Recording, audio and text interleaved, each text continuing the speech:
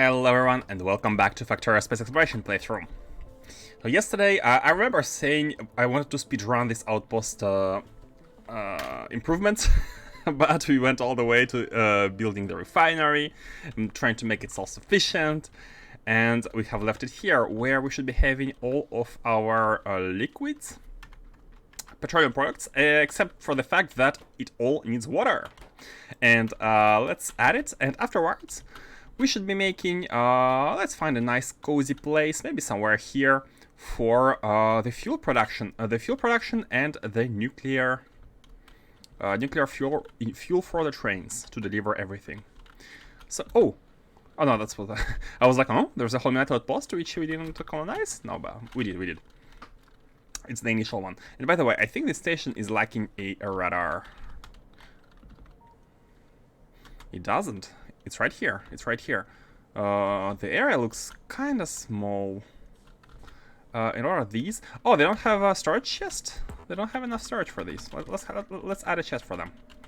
And they look a bit sad, not being able to deposit. No, wait, there was a chest here. Oh, wait, did you disconnect the network then? We have probably disconnected the network. Not probably, almost certainly did it. Yeah. So now we connect it, and all the robots should get back to working. Okay, good. Hello, scientists. Hello, Skeleton Summit. How are you doing today? How are you doing? How's your day? Hello, Faustus as well, guys. I'm happy to see you. Let's put that in. We are continuing with the outpost today, and I really want to finish it today. Finish with this Holmium. And it's gonna be the first self-sufficient outpost providing the fuel to the rocket and not asking from Novice. Enjoy work. So how was the connection here? Okay, we have the ducts. I think I'd like to bring them and have the fuel production going here, although there might not be enough space. Because one thing to note is that we're going to be needing water, and we need like one duct of water below and above. So let's do just that, and we can copy the duct from Novice. Not good again. Oh, not solved. The issue is not solved. I'm sad to hear that. Hope you're gonna manage. You're gonna manage. Hang in there. I'm not really know exactly what you're going through, but nothing is unsolvable. Take it like a Factorio problem. Take it like a Factorio problem. Worst advice ever. So this one needs to get into these like that. Yeah, like that. Let's just go. And beneath this, all of the space is suicidal depression. Oh my god. I am in no I'm sorry, I'm in no position to be able to give any advice on that matter, but I think a lot of people are went through that at some point in their lives, so it's hard for me to say anything, honestly. But I can just say hang in there, and hopefully you can manage. Oh man. Play video games. Get some dopamine. Get some dopamine.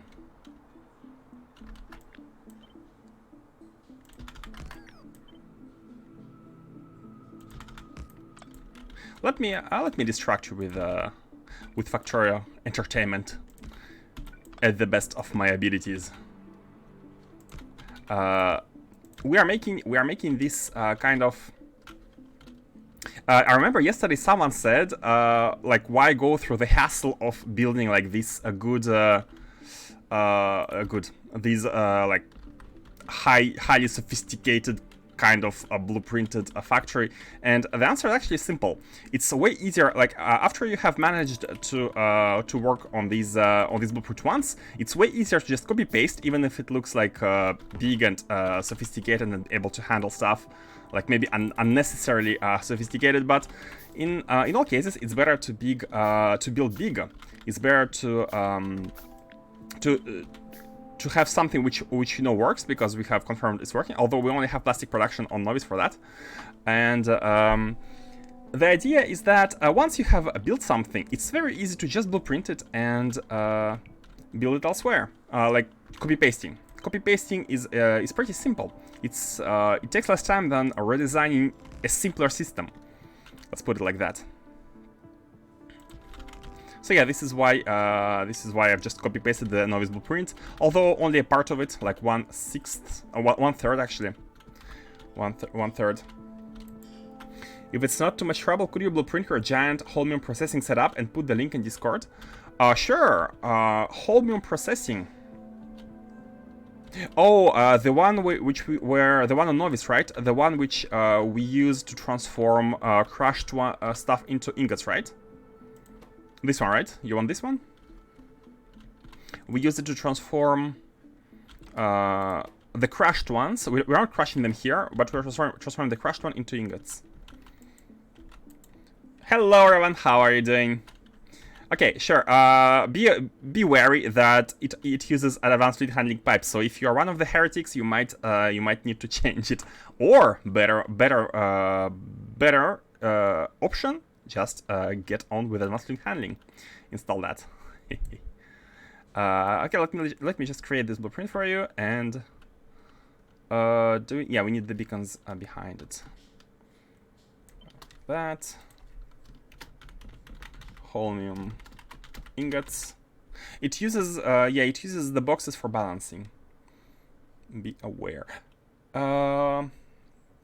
And mini loaders. Yeah, we also use mini loaders. So there are these two things which are not advanced fluid handling pipes, and mini loaders which are not fully vanilla AC.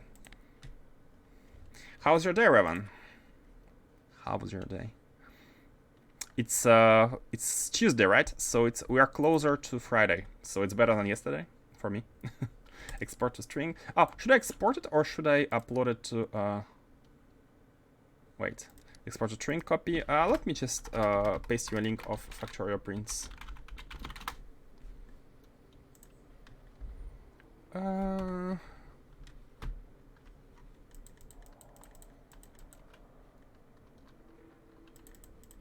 So how do I create, and I have to log in. Give me a second.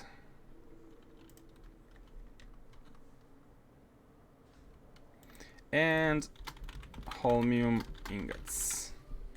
Description, blueprint string. Bam. Description markdown might not be empty. Holmium ingots. You must attach exactly one screenshot. Oh my god, seriously? Oh, it's not Factorio prints. Is it? I think it was Factorio paste. The easier one. What's the site, guys?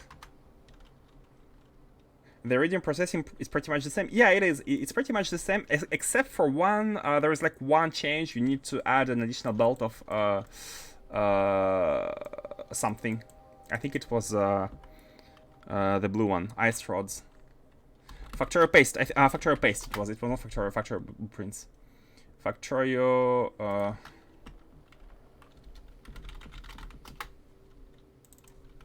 What's the site, guys? What's the site? Factorio prints. Factorio prints asked me for like screenshot. There was an easy site. Factorio bin. Factorio bin. Oh my god, memory. Bad memory. Factorio bin. Bam. Blueprint string. Submit. And untitled post. They don't care. Man, Factorio bin is so good. Okay, here you go. I'm posting the link in the Discord. On the stream. And this is it. Hopefully, wait, what is it? It's not exactly. It doesn't have the modded entities, right? For some reason, it doesn't have the modded entities. Is it gonna be okay? Hopefully it's gonna be okay. Maybe you cannot. Okay, I think the preview is not working, but you can see on the left-hand side, there will be like modded entities which it cannot find to load the images. But it should work fine, I think. If it doesn't work fine, let me know. And in all cases, by the way, you can just copy the string. You can copy the text string and grab it right away, I think. So you need the vulcanite for. Oh yeah, vulcanite. Yeah. So it's actually the same, and I think there's a space for belt. Yeah, look at this. The middle for the holmium, we have one output belt right here. Of the iridium ingots, of the holmium ingots, and for iridium, I've pushed one vulcanite belt here at the top, basically put a splitter like that, like a hotfix. Copy pasted the blueprint above and added like a belt for these. But actually, this has been reworked. This is the second version, which includes the big white beacons. This version was including only the basic beacons. So. Aside from that, it's the same, but basically when I went from these to these, I've just spaced them out, added the beacon, and that's it. Maybe you can add a belt of a belt like here. It would be easier to add a belt in the middle for the instead of doing that for the vulcanite. So yeah, pretty much the same. Everything is there, cool, great. So let's go on and make the fuel build. One small problem, one small issue I have just realized is that here we are producing all of the recipes, but even if we only use oil, we are still gonna be outputting some petroleum. So we need to get rid of the petroleum somehow, right? And how about? Appreciate, you're welcome. That's no big deal. Hope you enjoy.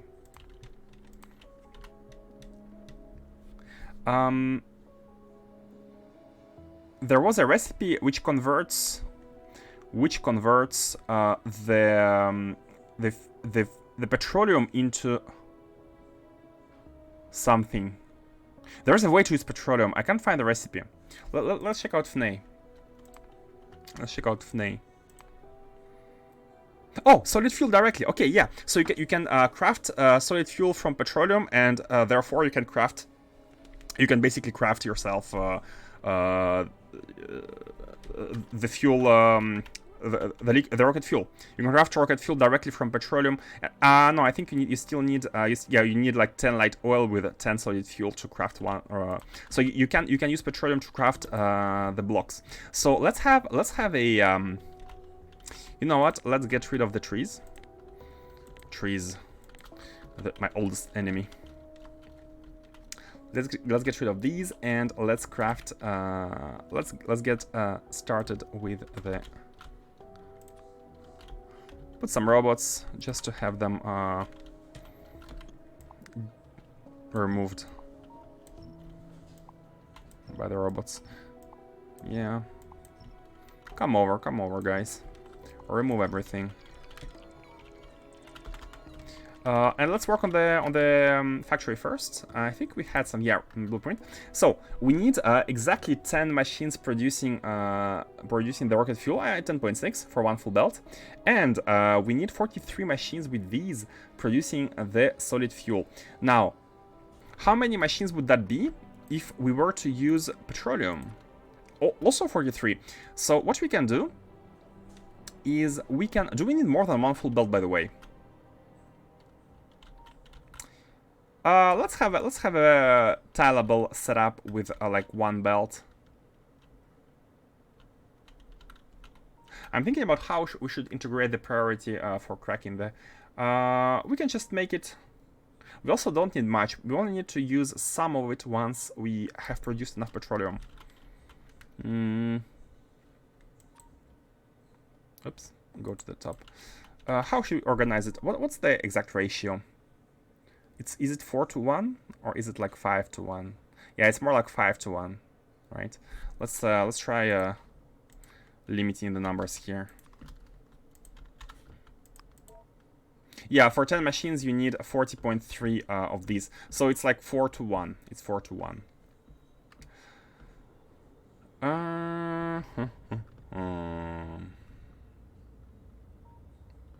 Yeah, sure. Let's do it like that. Let's do it like that. And these are going to produce 2.5 items, so this is cool. Let's do it like that, and let's make sure we are making a tileable design here. It can be the first tile could be right here, or maybe on this side of the street. I was gonna say of the street of the railway. Maybe it's easier, but let's see how big it takes. Let's try to make it as compact as possible. Challenge. And we only have 20 fuel refineries. That's not gonna cut it. Can we make them here? What do we need?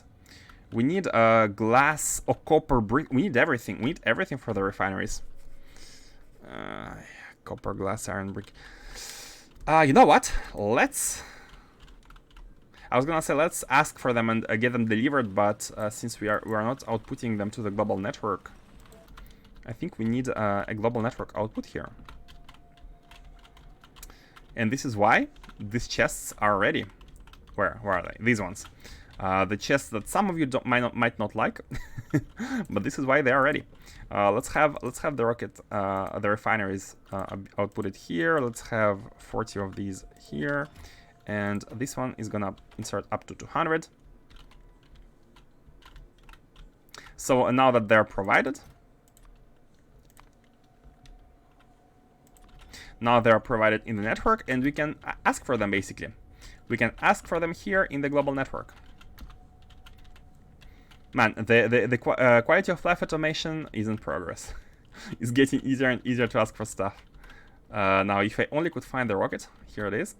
And I think it's within the, yeah, it's all within the global network for the, like, handling the crashes. So let's just ask for an item. Oh, we need like we need a box. We need a requester box here.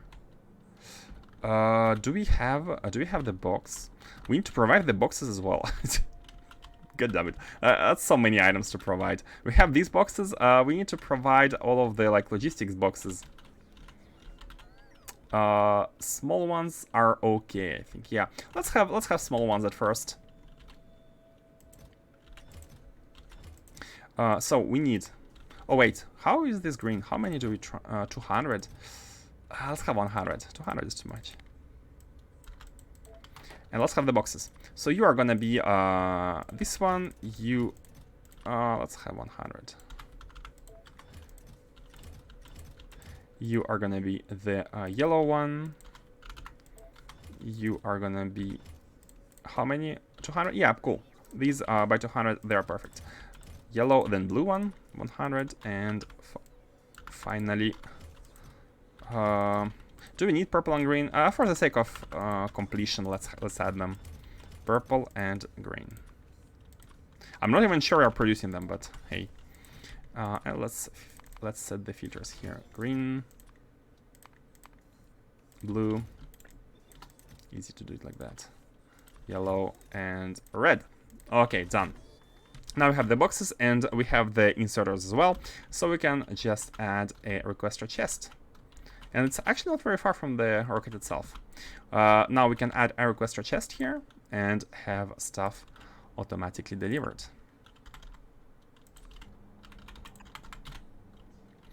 And I'd like to also connect this to the not now. We can connect this to the inserter in order to make sure that we input only a given amount of items. Nice. Let's not forget it, because I'd like to send the rocket whilst it's not while we have it's almost full and ready to leave. And let's design the setup. I believe both of the recipes need the refinery, right? Yeah, we need the refinery to make the rocket fuel itself, and we need the refinery to make the bricks. And as stated before, we need 4 refineries into 1 refinery. So how should this be organized? 4 into 1 is pretty complicated. I mean, I think before we went with something like that, like 5 into 1. Kinda overkilling it a bit. 4 into 1 would be interesting to... 1, 2, 3. Having 4 behind would not make it compact, so... Oh, how about... okay, it's not the most... Oh, no, I got an idea. How about a straight line? We can have a straight line like that. And there is a spacing on purpose. And this one is gonna be the creation of these. So this is gonna use a light fuel. And we just need one or two of them using the heavy fuel. And this could be tileable. Or let's just have them like standing one behind another. We can have light fuel from here, and we can have the inputs like that. Let's have them like that. Yeah. Looking good. Shipping Holmium bars is 4.66 times more efficient than sending crushed ore. Now that you have oil processing, should you do all the processing here? Oh, indeed, we have since we have all the oil. Let's check what these bars require, because I think if they require like other recipes such as I mean, we will need to ship. In the calculation, you need to consider that you need to ship the stone, the sand, etc., etc. Right? So if you estimate the total space in the rocket and how much free slots you get for Holmium, only then you can try to divide and see the real efficiency, considering the outputs. But let's see if we have all the inputs. Let's check it out. That's actually a very interesting point. If we are able to do that, maybe we might as well go for. But you know, one small thought is imagine in the future, in some faraway future, maybe not that far away, we finish mining all the Holmium from here. Imagine. Once we have finished mining all the Holmium. And imagine we have a lot of processing of ingots here. We'll have to ship Holmium from elsewhere to this planet to be able to use the infrastructure, right? And this will make us have rockets come here and then leave from here for Novice. So if we want to account for this future situation where this planet doesn't have Holmium anymore, I think we should stick with having the factories on Novice, so that we don't like create the processing stations everywhere. You already have a blueprint for it, so easy to move it. It would be, yeah, it would be easy indeed. We just need to make sure we have all the items. It would not be hard to move it, but I'm just thinking about when this planet has no Holmium left, because it's like an outpost, right? And in my head, an outpost is kind of temporary. In all cases, let's check out the requirements. So Holmium. In order to make bars, we need to make these, and these require... So, we will need to ship plastic and vulcanite blocks at the same time. And you will have ships by that time to move all the assemblers. Oh, a ship, a mole ship. We can make a mole in the ship. Can we do that? Having a mole, like a construction ship. Oh, that could be awesome. Have a ship with a ton of buildings ready to be placed. Oh, that's such a cool idea. Moving, like having a construction ship. Nice. We're definitely gonna have it. So in this case, we will need to deliver plastic and vulcanite, and we will need to send back stone and sand. So you see here 2700 items per, let's have it as absolute values. 2700 Holmium ingots, right? And that is exactly 54 stacks if you divide by 50. Yeah, 54 stacks, because you need to just multiply by 100 and then divide by 2. Divide by 100 and multiply by 2. So 54 stacks, and amongst these 54 stacks, in addition to these 54 stacks, we're gonna be having 30 stacks of stone, and 63 stacks of sand. So about 100 stacks of these, in addition to the 54 stacks of these. So we are actually going to be using, like, the holmium ingots are going to take 1/3 of space in the rocket. Because sand, I believe it's by 100, right? A quick estimation here. Maybe my math is a bit off. No, sand is 200. Okay, sand is 200. So this means that these will require 30 stacks, and this is by 50, so it will require 32 stacks. So 60 stacks here and 50 stacks here. Basically, half of the space in the rocket will be used for the byproducts, if we were to ship the ingots. So it's not exactly 4.6 times more efficient. It will be like 2.3 times more efficient, which is still good, But yeah, my real problem right now would be to have the factories here, which would go idle unless we ship more holmium ore. So let's have this kind of consideration later on when we get spaceships, because as you pointed out, spaceships are the future. Spaceships are going to be the future, and in order to make sure we're like having efficient endgame builds, we need to unlock this feature first. Right, this is my small concern right now. So let's hold on to that kind of improvement for now. So I'm gonna put the light oil at the same location as the belts, so we can combine this space to have the inputs of light oil, and this also takes in light oil. Oh, maybe for the light oil, for this one we'll need a second one, because at some point these ones are gonna be petroleum. Oh, that's the door, but someone can open it. Now let's see later for the petroleum. So this is one tile. This is one tile, and the idea is that it outputs on like that. And here's gonna be a belt, something like that, just to make it as compact as possible. And the next one is like that. We can even have two outputting to the same belt. We can have two outputting to one belt. Maybe that's even better. Oh, let's do that. That's a little bit more compact. Oh, my robots are disabled. Okay. So the belt is going out here. Yeah, these are gonna create some of it here, and all we need to do is change this. I think. What's the speed here? We need 10 per second. We need 10 solid fuel per second. What's the real speed if we add the beacon?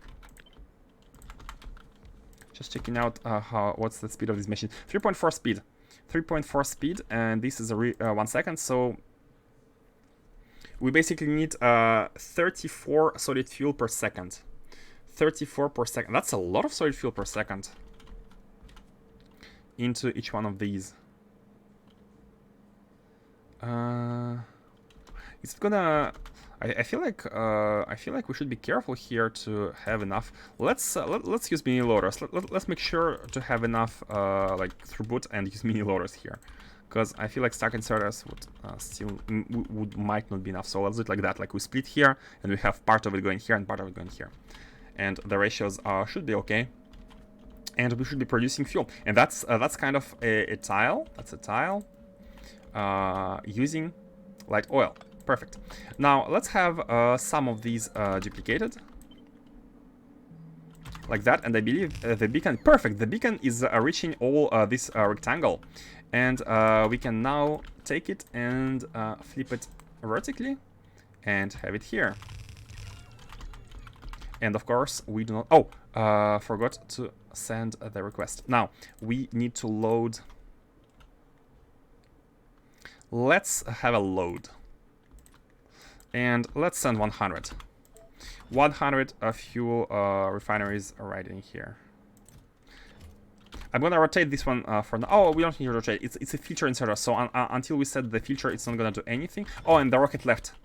Talking for too long, the rocket had left. That's fine. Like we are kind of waiting for this one to come back. With Holmium. That's fine. And this is gonna be a tile. However, we can see that this beacon should be placed a little bit better. Okay, now we are good. And we have 8 machines. With this, we have 8 machines producing we have 8 machines producing a belt of fuel. And that's actually not a belt yet. We need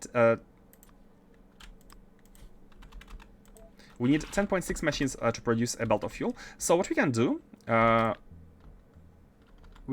we can do is we can add 4 more, and these 4 are gonna be using petroleum. The new 4 are gonna be using petroleum. Oh, it's a bit hard to copy with the beacons. That's fine. We can just copy it like that. We can copy it like that, and we can just put the beacon like here. It's no big deal. We don't need to have like another part here. And these this is 12, so it's a bit a little bit above how much one belt can provide, but this is fine because this part is only gonna be using petroleum, right? And petroleum is not gonna be producing 100% of the time, since we only want to produce petroleum, using petroleum if we have too much of it, if we need to consume it, because it's a byproduct. So this like part behind is only gonna be used sometimes. for the lack of a better word, it's only gonna be used sometimes. And the best part is that it's behind, and because it's behind, it's gonna have priority over these like small belts which are trying to feed stuff on this belt. So we are sure that we're gonna be consuming the petroleum. Now let's add power. I think like one of these in the center is perfect. Let's have it really in the center with underground, etc. And all. Put it like that, and we will need to have the inputs. So we have these 3 machines. I believe the bottom one is the petroleum. Yeah, this is P. P is petroleum, L is light oil, and H, I leave it for you to guess. So the left one is petroleum. Okay, we have 3 of these. Yeah, let's just have it. Let's just have like 1 here. And let's make sure we're not in front of an eventual output for this one. I'm going to go like that. Yeah, 1 here, and 1 is going to be here. And we actually don't need that one. So let's have our exhausts here, duct exhausts. We might place it a bit better, so we can use all of them if necessary. That's fine. And here we go. Now, how much light oil per minute does that make? 21k. That is perfectly fine to use only 1 pump here. Oh, that's kind of. Nah, let's have it a bit below. Let's do it like that. And this one could be. It could be like that. We're closing these the access to these 2 outputs, but I'm not sure we're going to be using them at all. So we have the light oil. Oh, this is petroleum, and this is going to be light oil. So light oil is going all the way there, coming in here, and what? How is it not light oil? Oh, it's connected. It's connected above. It's connected with the heavy oil here. Is there already heavy? Of course, there's not heavy oil because we haven't. I'm gonna remove the connection there. I'm gonna like turn it basically so we can connect, and this way it doesn't connect there. We need to be a little bit careful about an eventual mixing, like if we use robots to deconstruct or anything, but that's fine. We could also replace this one by the one, that one, but we only have 4 of these, so let's not touch them for now. And same issue. Oh, this is actually light oil already, so it's fine. But it should be coming from this right-hand side. Okay, and now we split light oil. Oh, okay, not these. These are left on purpose because these are gonna be petroleum. Now let's receive our refineries. We have them here, and now let's clear the request so no more others are not coming. And let's set this one to refineries so we can load the rocket with them. Now, why don't you have any capsules? Why don't you have any capsules? What's going on? Oh, because we're expecting. This needs a rework. This needs a rework. This needs their work, and I think their work has been done for the Vita planet, maybe? No, there was a work done for one of these where we have normalized a demand.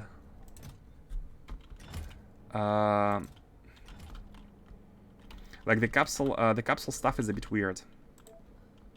The capsule stuff is a bit weird.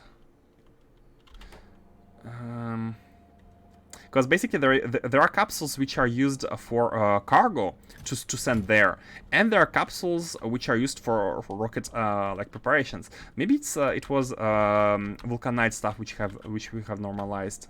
No, I remember we did that for one of the setups. Let me find it. Oh, maybe Holmium, the newest one. No, still the same. Still the same. It was the one we were looking at. Where did we do that? I forgot.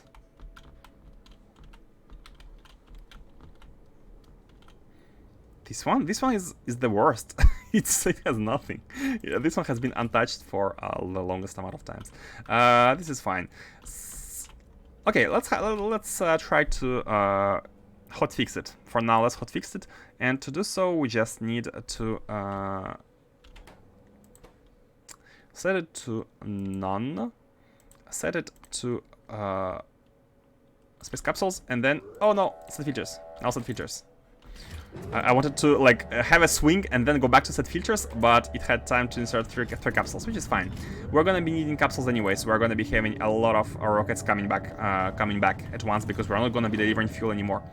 And let's go with that. Let's go with that. I've cleaned the request from here. We don't need it anymore. We just want the refineries. The fuel. Yeah, the fuel refineries.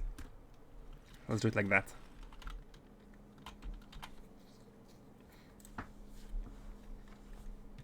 It's coming.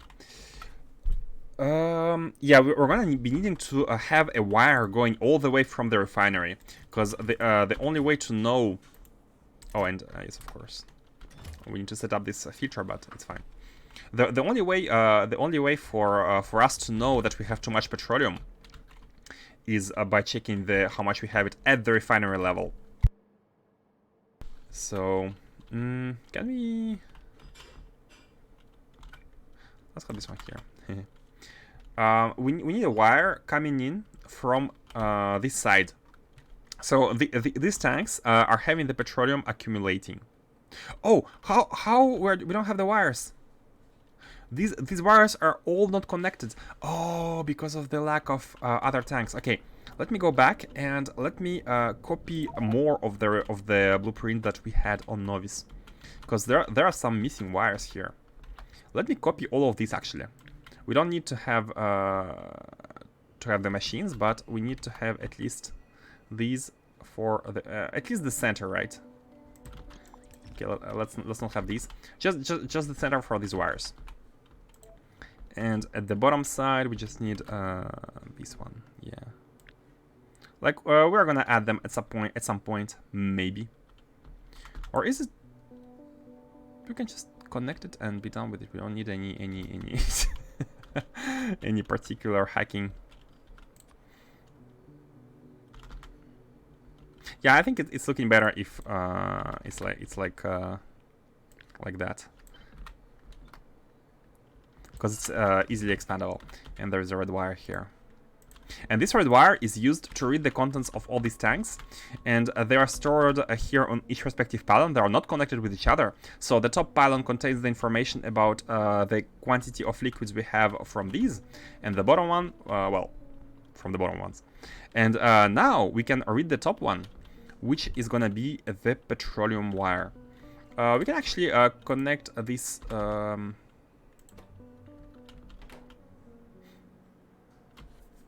I was gonna say we can connect the full red wire, but let's have it a bit more safe. And yeah, you know what? It's fine. We're connecting the wire containing the liquid state here. It doesn't have to go. We need to bring it. I mean, okay, we can use this one. I think.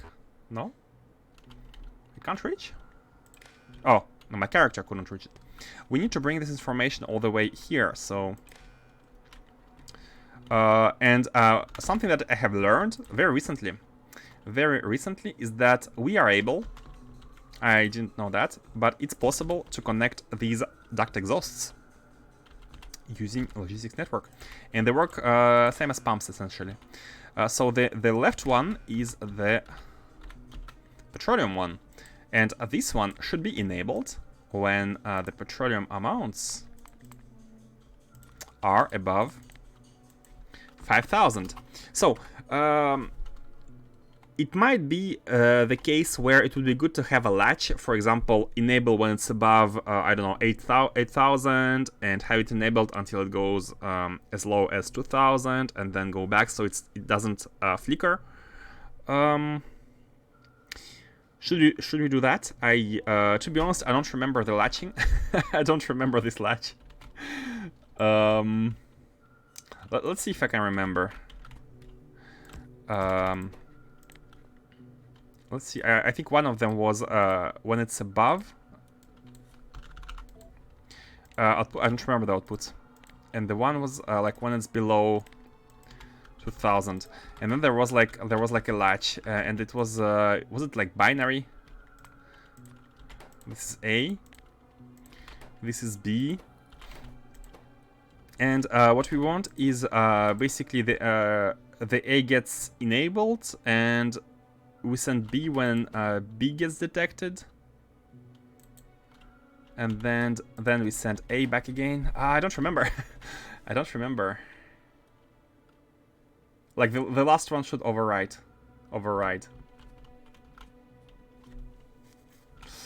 Hi, what did you do since start? You saved my end of work. Hey, I'm glad I'm here for you. Backing you up, no problem. What we did was continue handling this refinery, and we are making the fuel. We are making the fuel here using light oil and petroleum. And now I'm trying to remember. The latch, RS latch. You know what? Ignore the typing. This is not something. I'm just pressing buttons on my keyboard in order to remember the thing. Just pressing buttons, no big deal. And the latch is oh, I'm remembering. It's crazy.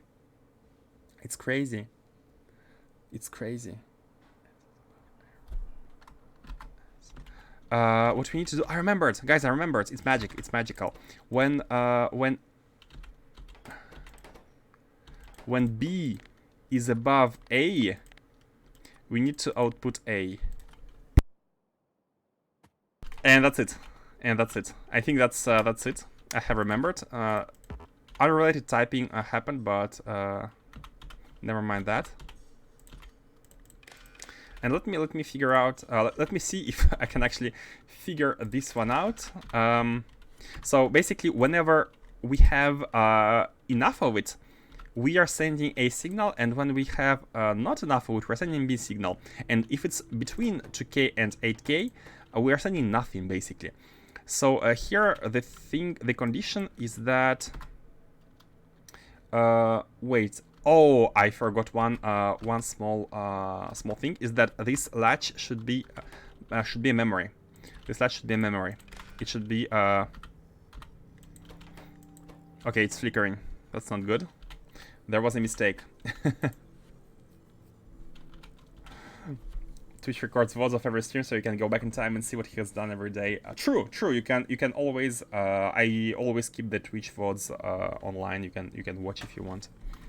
But usually you comment pretty fast. So what's the mistake here? What's the mistake here? If B above A, output 1A. I've done that very wrong. 1S, 1R. Oh, output B. It's output B, it's not output A. Okay, cool. The noise. Did you hear the calming down noise? So if B is above A, output B. And right now it's B. But Once we reach 8,000 petroleum, the A is gonna be outputted, and A is gonna be above B because it's gonna be 1, and B is gonna be 0. So it's gonna output A on this green wire. It's gonna output A on this green wire. Oh, it's gonna output B on this green wire. Oh, no, it's gonna output nothing. Right now it outputs B. I don't know how that works, but it seems to be working. It seems to be working. Let's have a test. Let's have a test. Constant combinator, and let's imagine for a moment that we have 10,000 petroleum. We have reached the 8K threshold. To test it out, always test out stuff. 9,000, and now we have reached the tester, and we are outputting A. We are outputting A, and basically that means we should start consuming it. And now we are dropping. We have dropped to 5,000. We are outputting nothing. Yeah, we're outputting nothing. Why are we outputting nothing? We're outputting nothing. Oh, and there needs to be another one, a condition where it should be positive. It's enabled when it's positive. Yeah, that's we should be outputting A. Hold on. There is a problem. There is a small problem. There is a small problem.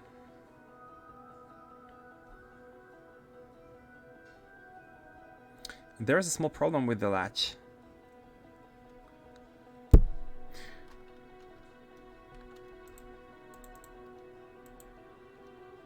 Copy from Novice. Oh, that's not on Novice. That's something new. Okay, guys, I'm gonna be honest with you.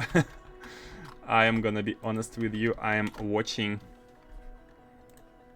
Let's drop the joke. I'm watching the Factorio wiki. Let me open it so we can all watch together, because I think it's very instructive. Know your latches, guys. Know your latches. It might help in life. Imagine you are stranded on a desert island, and you need the latch to survive. So here is what I was watching. So how they go here is basically, so I understand, this is an example where you read the charge level of the accumulator, and you want to switch the toggle when it's above 90 until it drops to 20, right? And we have the same case. We want to switch the toggle once we have the level above 8,000 and drop. So here, while A is the level of the energy, when can you post the link? Sure. Let me post that. The link. So to make sure I understand, when it's above R, we are sending R signal to the latch, and the latch is right here. When S is above R, we output S. So, but it's a memory. It's connected with its own. The output is connected with the input, and we are sending R, which should, yeah, it should go through. Why is it not going through?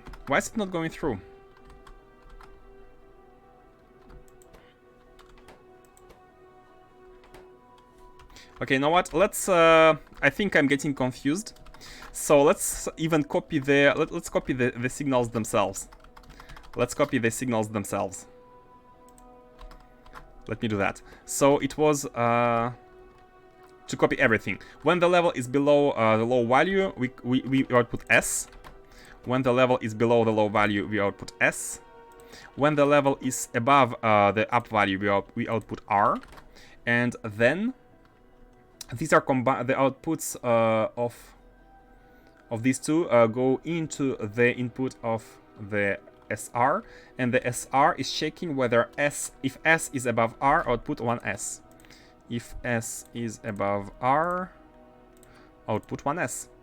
And that's it, right? And then there is a decider which should be enabled when S is positive.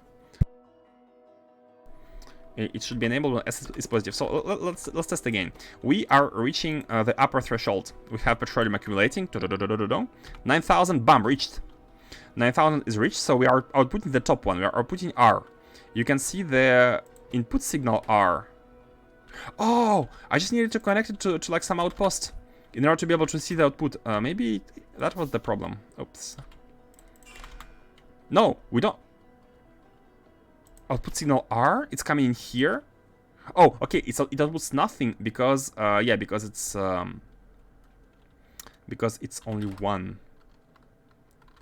Ah, no, that's okay. Okay, what I failed to understand is the condition itself on the action that we want to be doing. So we want to be pumping out. The petroleum only when S is positive. Only when S is positive. And right now we have nothing. It's the opposite basically. It's the opposite. When S is at zero, we should be pumping. So now imagine it drops to 5,000. We still have nothing, and now it drops below 2,000, 1,000, and now we have S as output, and we have S. So we are not pumping it here. So we stop pumping. So it goes back up 5,000. We still have S. We still have S. And we are still not pumping it. S means not pump. And then we go to 9,000 and S disappears and we can start pumping. Okay, so there should be the thing here, or actually here. You know what? Not even here. It can be right. This latch should be here. This latch should be here. The value should be coming in here, and the output should be coming out like that. And so this one should only be pumping when S is at equals to 0, right? The other condition. Then it's enabled. Let's test it again, just to make sure I didn't invert some conditions.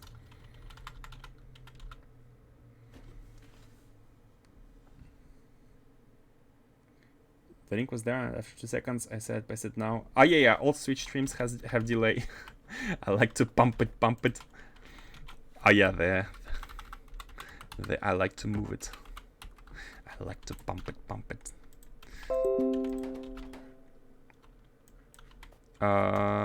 And testing whether it's working. So we have 9,000. The pump is enabled. We are dropping to 5,000. The pump is still enabled.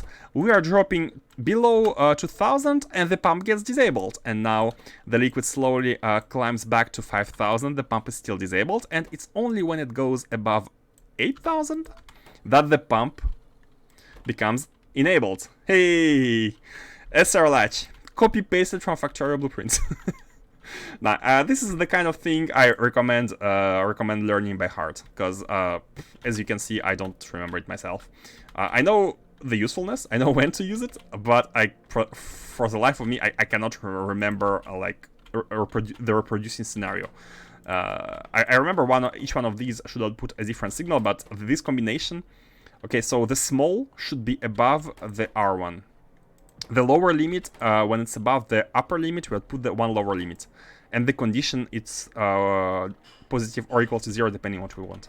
Okay, I'm going to try to remember it. So this one is the petroleum. We did all that in order to have a pump which pumps the petroleum once we have enough of it, too much of it maybe. And we want to not have it flicker non-stop. So we kind of consume the petroleum we have. Like that. And yeah, hold on. Get out. Come in.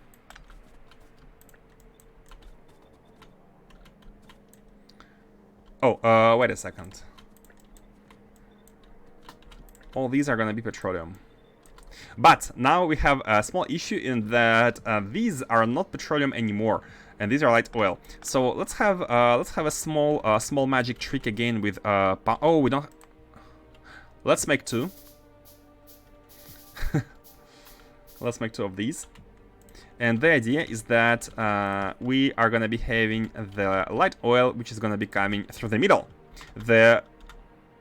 Oh, we need 2 more for these. Oh, and in that case... Oh, we can use this one, of course. Here we're going to be having this one, and this one is going to be 1 to 4, underground to 4. And it's gonna go all the way to the middle and be inputted from here, the petroleum from here. Good. So all of these are using petroleum once we have too much of it. And we have our small factory. Now it is tileable technically. It is tileable, and if we need to tile with the petroleum, we can just do it. The only problem is it's tileable kind of towards the bottom. It's not tileable towards the left because we cannot use more than one belt. But we can actually tile it to the left and have this belt not continue, but maybe go out. We can have this belt like go out of here and go there, and then we can basically easily tile it. And you know what? We might as well do just that. However, I don't think we need the petroleum for every single tile. I think we only need light oil. Petroleum is kind of use the too much petroleum once we have it. Normally, it shouldn't be consumed. It shouldn't be too consumed. Let's do it like that. I mean, we're running a little bit above the field, but that's okay. And here we are going to be having a self-sustained production of the rocket fuel. Man, if all outposts were like that, but I don't. Let's wait for the rockets. Let's wait for the rockets to place for the spaceship, sorry, to place our final blueprint. I plan to use it for core minor outposts so that I don't eat all of my energy from planetary defenses, especially on Vita planets. Use what? Sorry, I missed the context. Plan to use it for core minor outposts. I'm not sure what you're talking about. Energy? Oh, the latch? The latch itself? The song is a bit funny. I'm gonna check it out after the stream if you don't mind. I'm gonna check out the song you linked, definitely. Let's do it. And by the way, still haven't done that, but we need water, and we have prepared the pumping. These ones. These are the ducts, basically for the water. And let's have some water in the refinery.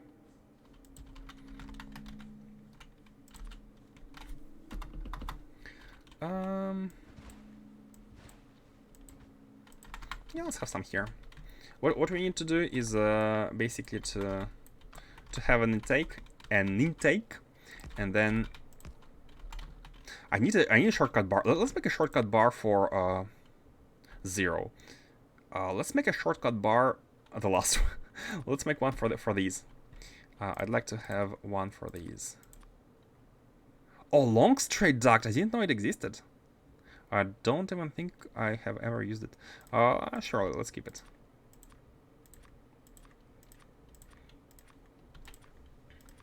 Oh, perfect amount of entities. Now we have the shortcut bar for these ducts. Pretty convenient. So this one is going here, and yeah, let's have an intake here already. Let's have an intake here. Intake is the red one. It needs power, and of course that deleted the one which has outposts and whatnot. This one, the first one. Oh, okay, I like the first one to be always above, and we can put this one like here. Let's have the power going, and let's have the pumps. Water pumps. We don't have space for water pumps in the shortcut bar anymore. Long pipe is the connection of 4 long middle parts. Is it? I think it's different, no? Because... Oh! Oh, you may be right. I think you're right. But how is the shortcut? How is the shortcut then? So we don't need these. We don't need these. You know, that's fine. Let's have this one go here. Yeah, these icons are different. Okay, I understand. Straight duct is when there are 2, and a long straight duct is when there are 4. Okay, I understand. They are technically different entities because they get merged, but they are not buildable. And let's have this one here, and let's have the water pump here, so we can have them all in a bar. 1, 2, 3, 4, 5, 6, 4, 5, 6. Perfect. And let's have them go. I really want to turn here, but at the same time, I don't. Yeah, that would be a waste.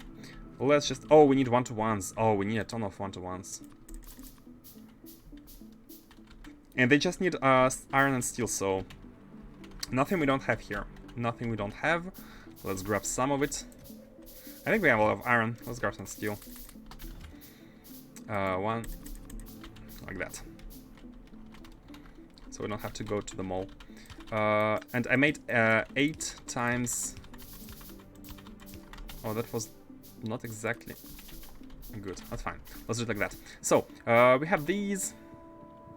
And the idea is that, I mean, they're a bit longer than necessary because the duct is... Okay, you know what? It's looking really bad. It's looking really weird.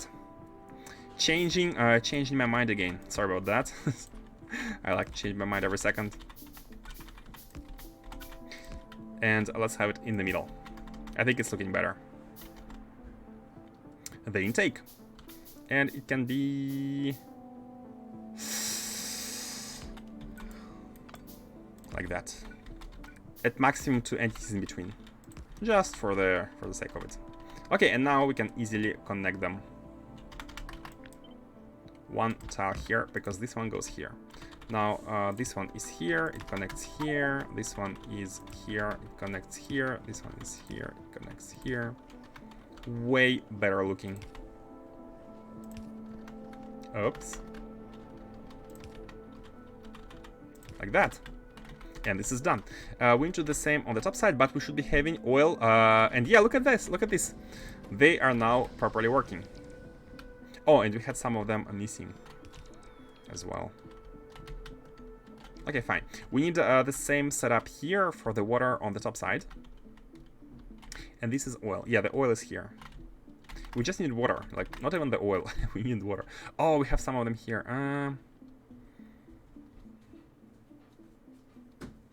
Should we? Yeah, we should. We should use them all. I mean, since we have them already. Anyways. They can be coming in from anywhere. It would be a waste to not use them.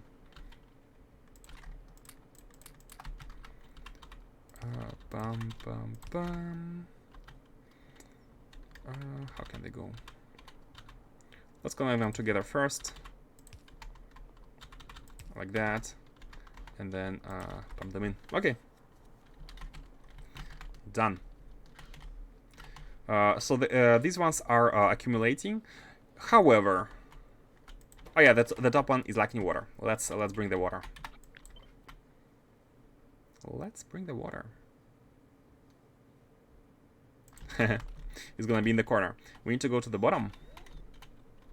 We have enough space, I believe, here for to finish the setup if necessary. I think it goes up. You know what? Let's have one more, just to make sure.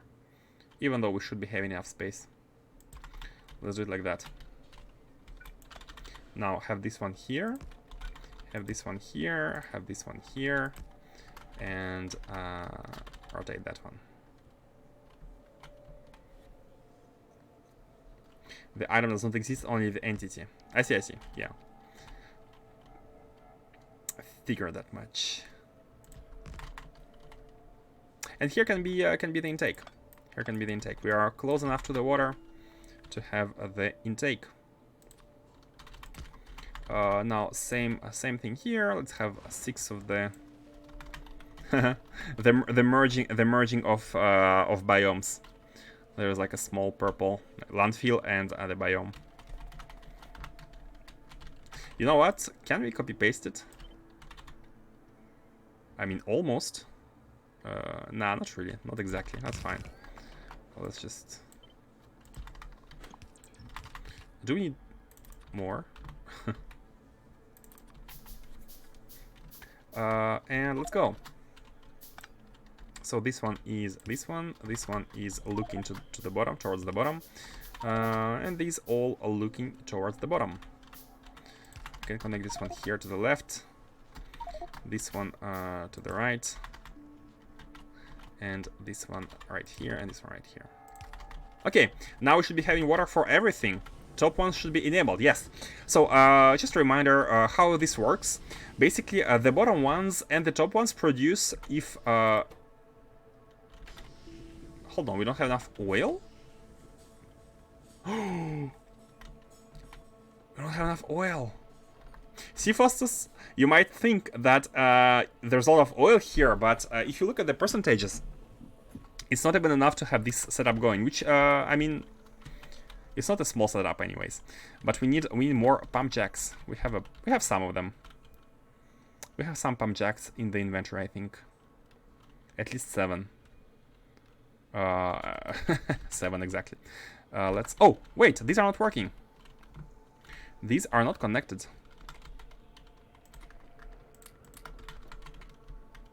Oh, I remember. Yeah, there was this pump. There was this pump which, like the other left side was for the old refinery. Maybe.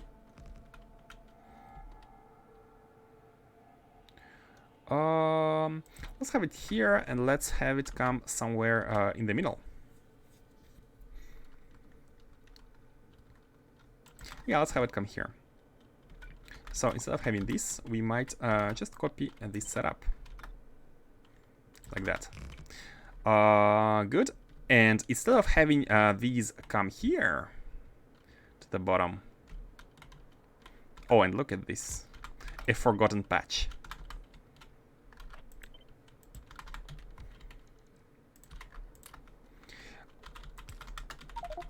Like that, and now they can all go towards the top.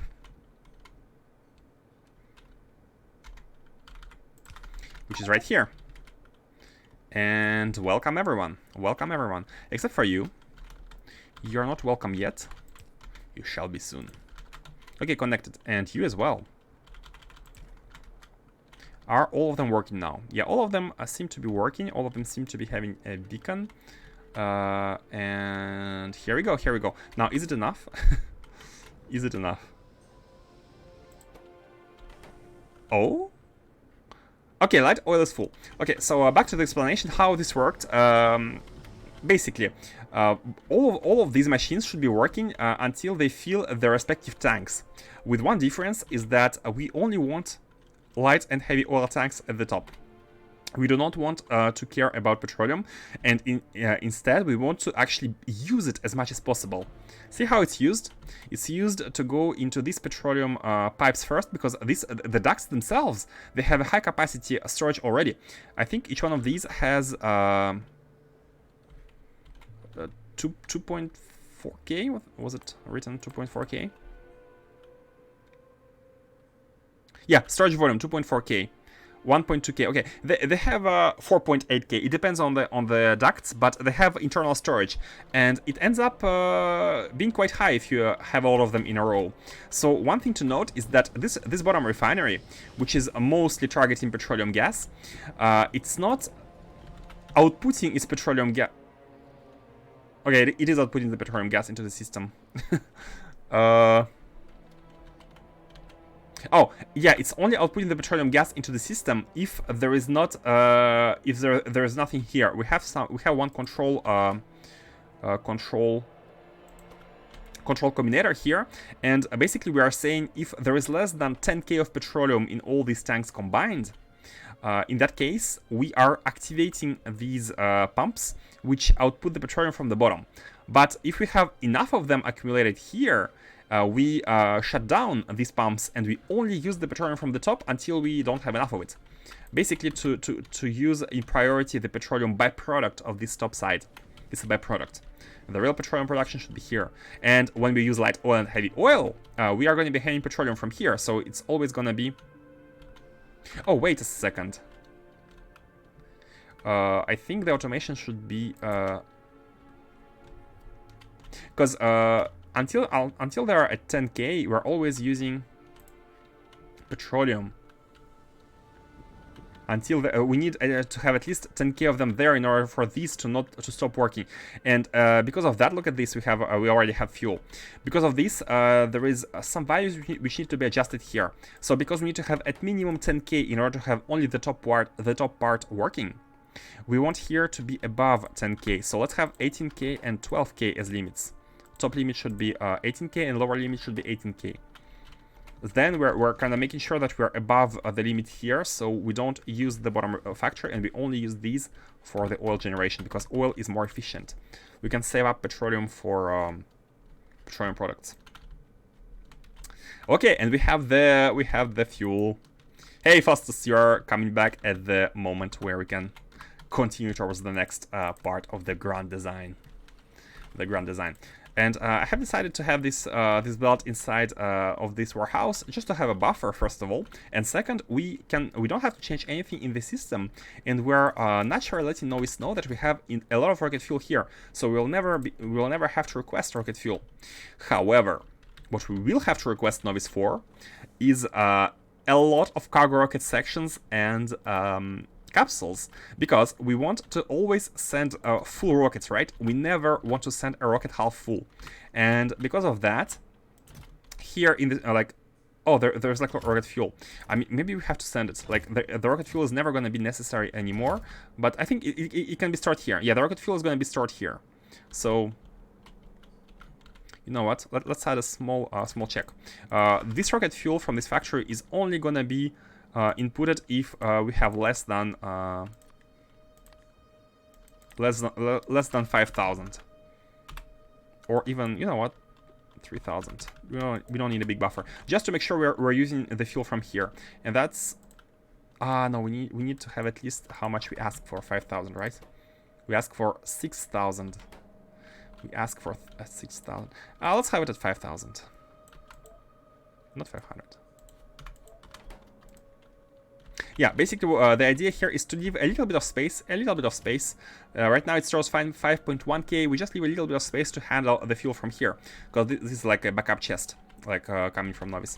It should be the last delivery of fuel ever to TADA, but we only want to launch this rocket when it's full, and that means that we need a lot of rocket sections backed and capsules to handle a lot of launches back home first, to have it full and have the items. So that means that every time we need 20 rocket sections packed and 1 capsule for each launch. So that's 21. 500 divided by 21 is how much? Well, more than 25, less than 25. So let's have 25 times 200.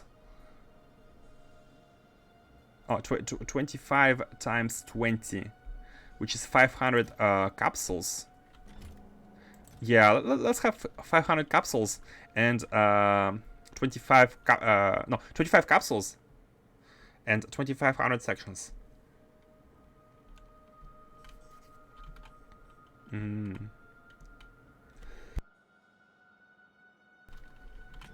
That means a full chest of sections.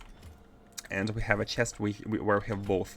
Yeah, basically what we want is to output the contents of this rocket in several chests. One isn't going to be enough. We want to always accept 1 full rocket of sections and capsules. Are you playing Factorio on stream or on Factorio launcher or something like this? On Steam. Yeah, on Steam. I'm playing Steam. I have all my games under Steam. Very useful. If you add vulcanite to that rocket for Holmium bar processing, that will help you with filling the rocket. Keeping with your idea, yeah. Not only vulcanite. We will need to add a plastic. Oh no, plastic we will have, of course.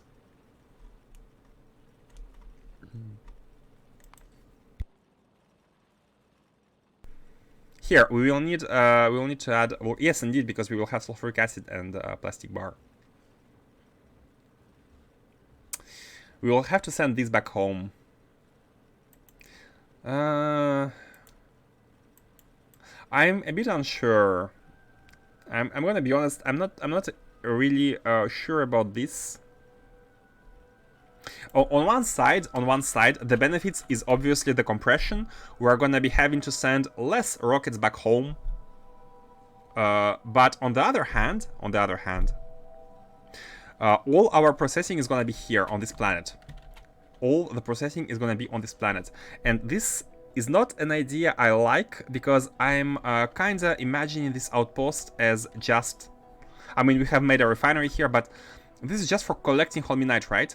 Once it runs out of Holminite, once we have used all the patches, which is gonna happen maybe someday. I mean, there's a lot of it, but still. All the logistics here are gonna become obsolete, because if we use another planet for Holminite, we don't want to be sending resources here first, processing them here, and then sending them to Novice, right? So I feel like we should have one smelting world, which is Novice. To have maybe in the future we can have Holminite from multiple planets at once, and we don't have to have Taser as Holminite smelting world. You set up processing on each planet. On each planet! So, refinery and everything on each planet. Blueprinted to new planets. The railroads and stuff. I mean, railroads are gonna be all necessary for collecting Holmium.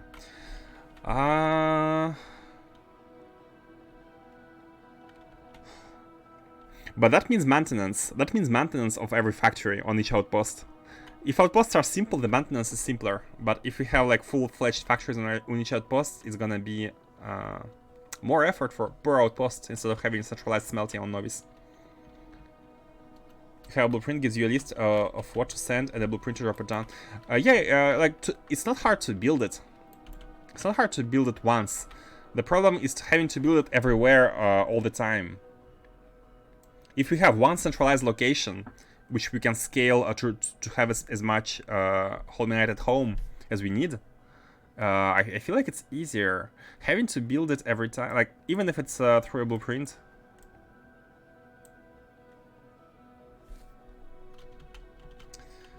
I'm not convinced. I'm not convinced. Since you're at level 20 rocket for use, it's really just about fuel usage. At this point, it's not that important. Yeah, and we have fuel from this planet, so it's way easier. It's not the best compression wise, but it's the easiest to just have outposts sending like almost raw Holminite and have a shared processing, single location. Yeah, exactly. That's the idea. Like, the rocket fuel is not a problem anymore. It's not a problem here. And we avoid having to have complex setups everywhere. And maybe, because in the future, we'll have to switch to better beacons, right? And better modules. And then we'll have to go over every outpost and upgrade everything instead of just having like a small upgrade of one single spot. I feel like it's more trouble to use a little bit less rocket fuel. Not a little bit, quite enough. But in all cases, here we have enough rocket fuel to sustain this. You'll have spaceships. Yeah, let's talk about this once again. Once we have spaceships, once we get to spaceships, because I feel like I have this preset idea of how stuff works with rockets, but I have no idea how it's gonna change with spaceships, and that's huge. That's really huge. Maybe we're gonna have some interesting changes and updates to outposts, like complete rehauls, revamps. So let's do that later. But for now, let's mine the uranium and have the rocket fuel for the trains. That's the last objective here. Now, where we will need sulfuric acid. So let's have a small factory processing the sulfuric acid. And here the idea is that we can now change this one into a cross one, for example, the petroleum, and we can pump it out to the right hand side, and we can have a small factory here for the sulfuric acid. We will also need iron bars. Or should we just, you know what, scratch that idea. I'd like to have a small sulfur, like we won't need too much of it. So let's have the sulfuric acid production at the base nearby. We already have oil here delivered. I mean, not oil, but crude oil. Come on, petroleum. Thank you. Delivered right here. So we can set up a small sulfuric acid production. Don't need much. Can you research speed module 9?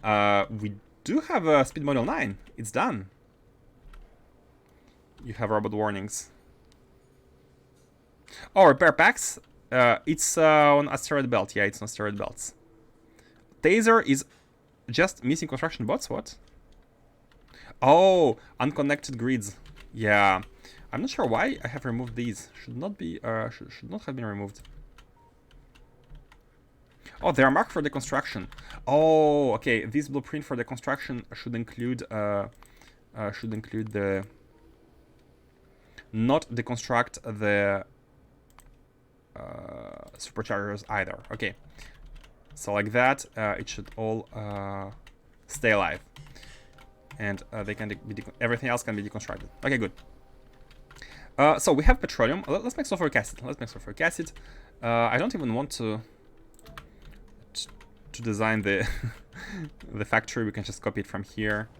So we will need sulfur, and we will need iron plates. Yep, my memory was correct. Okay, we need to redesign it because we have the basic beacons. Okay, let's design it. Let's design it. Let's design it. Where can it be? It can be right below. It can be right here. Nothing crazy, nothing crazy. Just bring in the petroleum and the iron bars from here, and I'll do it like that. We just need a little bit of it. A little bit of it. However, we still need the train to deliver the sulfuric acid. Or should we just pump it all the way? Nah, let's make it correct. Let's make it good. So the train is gonna be coming in here, here. It's gonna be a small stacker for the sulfuric acid. Oh, and of course,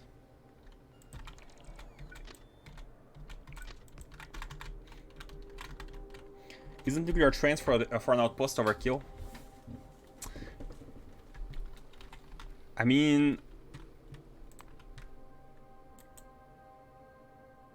you may be right. Like, the idea, we have discussed that yesterday, and the idea is like, since we have the rocket fuel, we might as well go all the way to solid rocket fuel. It just requires mine some uranium, do some cover X, and done, basically. It shouldn't be too hard. But on the other side, you might be right. It might be an overkill, so... Yeah, you know what? I think you are correct. I think you are correct. Although, they're gonna be faster. They're gonna be faster. So, should we spend like 20 minutes setting up uranium? Sulfuric acid and uranium, or should we just stick to solid rocket fuel? What do you think, guys?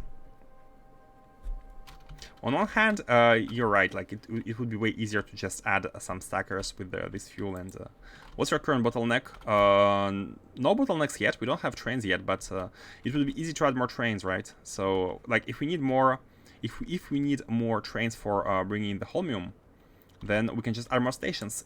Trains are never going to be a bottleneck. So you're right. You're right. We don't even need nuclear fuel. We don't need it. The outpost should be, yeah. I really like this idea of having outposts. Oops, not these. As small as necessary, as small as needed. The refinery was kind of necessary for the fuel, but now we have it, and we don't need it. We don't need much of it, right? So yeah, let's just go without it. Let's go without it, and let's have a small. Where should we have trains? Where should we have stations?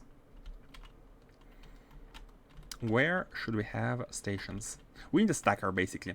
And if you're going to be expanding this one, I mean, it could be expanded on either direction. Yeah, let's just go from here. Let's do it like we just did. Let's have a stacker here. Instead of having a factory for the sulfuric acid, let's have a small stacker for the trains. So you can exit here. You can exit there.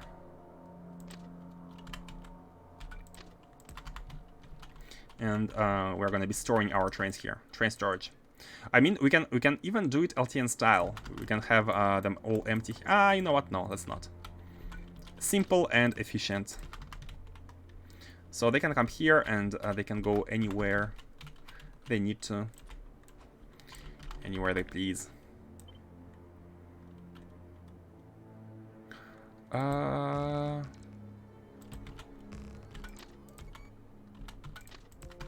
Yeah, and the idea is that we're gonna be having a bunch of trains here stacked with some resources, and even like they can be stationed here with the Holmium resources, with like full with Holmium ore, and they can just come in here and deposit it when necessary. And that's gonna be it for the automation, for the outpost. It's super easy, super easy. You're right, Faustus. Like, we don't need uranium. You're right. So this is gonna be a stacker train for Holmium, raw Holmium. Now let's deliver the fuel. Let's deliver the fuel. Is it gonna be just going with the theme of simplification? You're completely right. You're completely right. I should have thought this through. Nuclear is kind of like, I have this idea that we should be using the best tools available to us. Like I never use the lower belts, for example, or lower inserters usually. Like once we have these ones unlocked, right? But going through the hassle of setting up nuclear fuel without any benefit is really a waste of time, I feel like. You're completely right. You're completely right. So how should we do the stackers? I feel like, I mean, nothing crazy, nothing crazy. Let's just have a chest here, for example. Let's limit it like to small amounts, and have them like that. Yeah, that's it. That's how we're gonna fuel the trains. Yeah. Pretty simple, pretty simple. Now, this is gonna create a drain from one side. Is it okay to create a drain from one side? Not really. I don't like creating a drain from one side. I mean, we could do that here from the other side. Environmental, yeah. Before scaling, I just want to decide on how we are using the one into two, or we can have two of them at all times. We can have a second one at the bottom. So we want to use both sides of the belt without balance. We could make a small balancer here, but it's a bit of an overkill. Blue belts can jump to tracks. Oh, that's good. That's a good idea. That's a good idea. I like that idea. We can have the double insertion per station, and jump one station. Perfect. And that's at the same time saves us on belts, and at the same time allows us to skip to have the drain from both sides. I like it.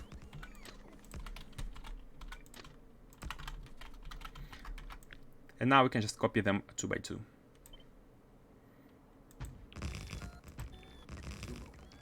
So I'm not sure how many trains we will need. Let's have enough. Let's also have more rails.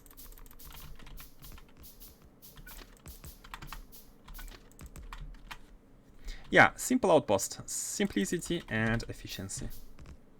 Oh, and of course, I made a mistake. Why wouldn't I? Why wouldn't I?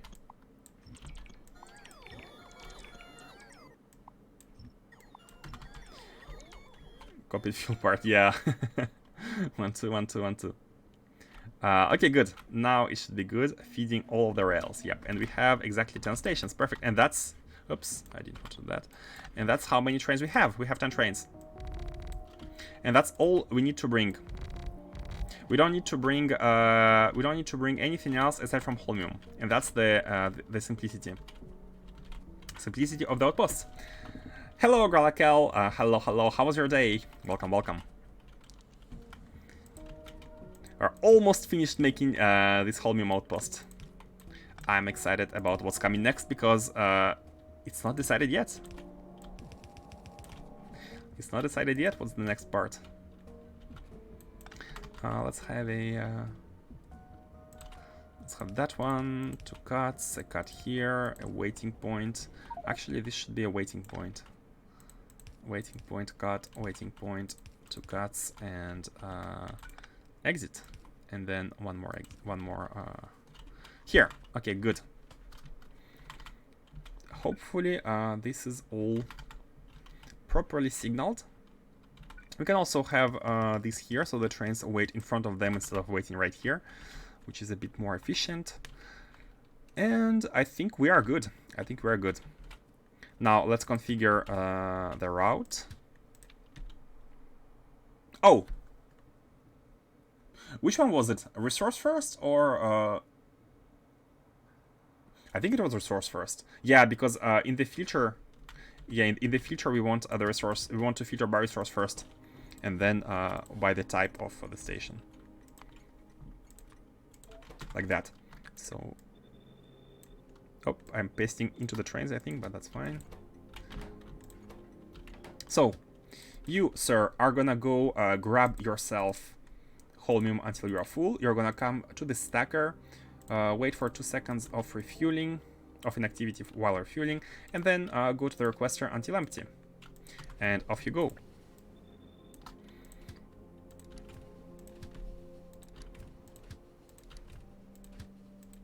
If someone knows a shortcut to launch all the trains, switch them to all auto-automatic mode at once, would be very useful. And these cannot go because they cannot find any station.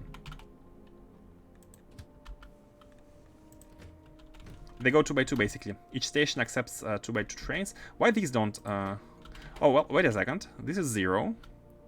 Why are you 0? Oh, there are ghosts.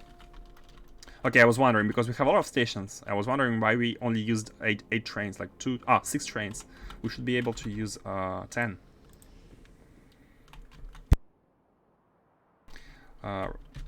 So yeah, put the ghosts and we are good.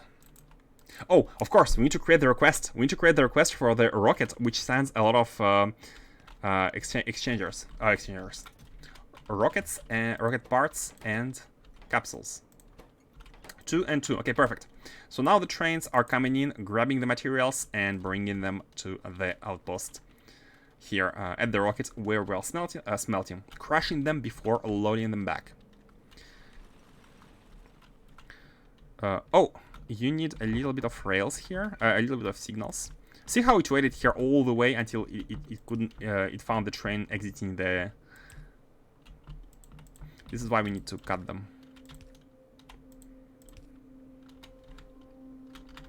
Perfect, we have these. And now for the pulverizers.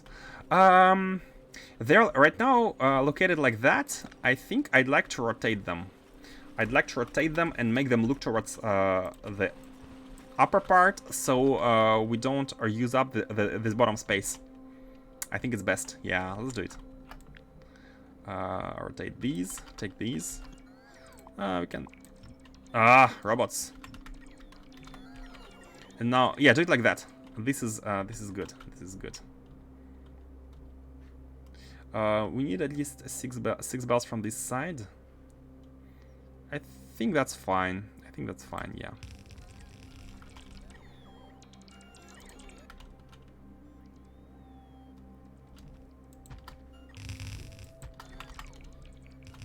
So yeah, something like that. Should be having all of them here.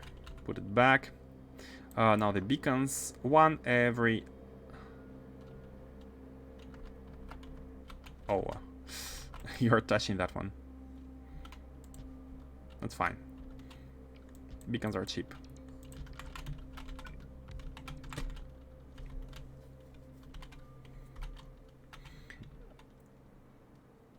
What are you using Rust for? Rust? What Rust?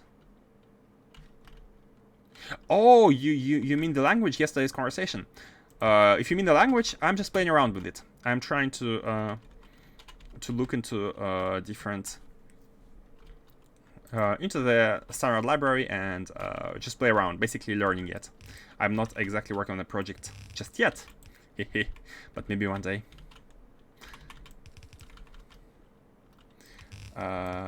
is waiting for the daily drop of the controller.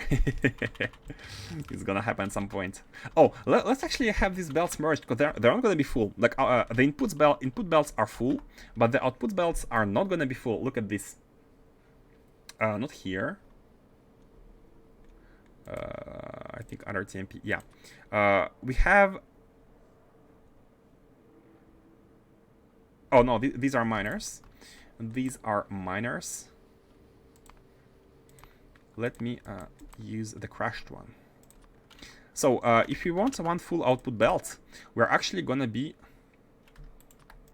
needing 4,000, right? So we have limited here to one full belt of inputs. And we have 1.7 belts. Let's have it in percentage. 66% belts. So we can actually have 3 full belts from 4 inputs. 4 inputs give exactly 3 outputs. And we can use this information to have to use less space here. And how do we transform 4 into 3? Of course, using our output priorities. You output priority to the right, so you basically this belt helps fill that one. Then, and also input priority from the right. And then this one finishes this belt and takes it from that one. And finally,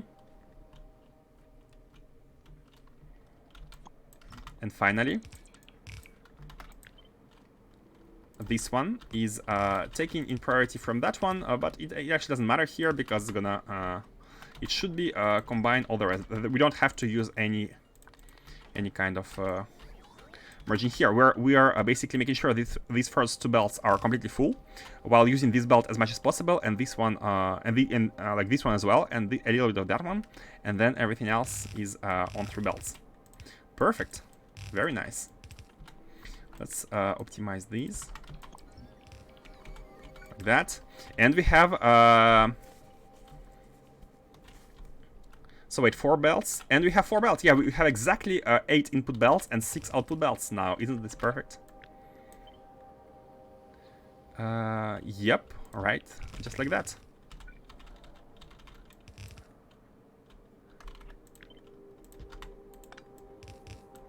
One above. Landfill is full, the mine under the rocket. This one, oh yeah, it's fine. The landfill here is just for us to like landfill any holes we might want. The puddles, exactly, as Faustus says. Are these the extra pulverizers for the extra holmium? Exactly, these are the pulverizers in order to transform the holminite into crushed holminite. They both have the same stack size, and there is absolutely no ingredients or byproducts in this recipe, which is very straightforward. So I would even wonder why it's in the game, but you know what? I want to move these. Let's have this one completely in front of the rocket, so we can actually fill it with 6 belts and make sure we have 6 belts which are ready to get into the rocket at any given moment. That's gonna be super fast. Okay, and now let's have 8 input belts. So we have 3 here. Oh, and of course we have that one belt. We have this one as well. So let's finish this one. Where should it come from? This one is kind of the one which should be finished sooner rather than later. And I'd like to prioritize it. And it's easy to prioritize. By just doing that. We don't have to do anything. We can just use this one in this chest. And if we do that, this belt is gonna have 5 of mini loaders working to output from this chest, as opposed to like 6 mini loaders from this chest. So it's kind of gonna have priority over these. It's used 5 times as fast as others. Let me drop the fuel here inside, and this one. Oops, I dropped the stone. Oh, mistakes were made. Oh no, that's forgot to plug it. I forgot to plug it in the, of course. So never mind what I just said. It was a brain bug. If connected some input belts to output. Yeah, sorry about that. Brain bug. Hey, crazy Beacon hair. How are you doing, Beacon?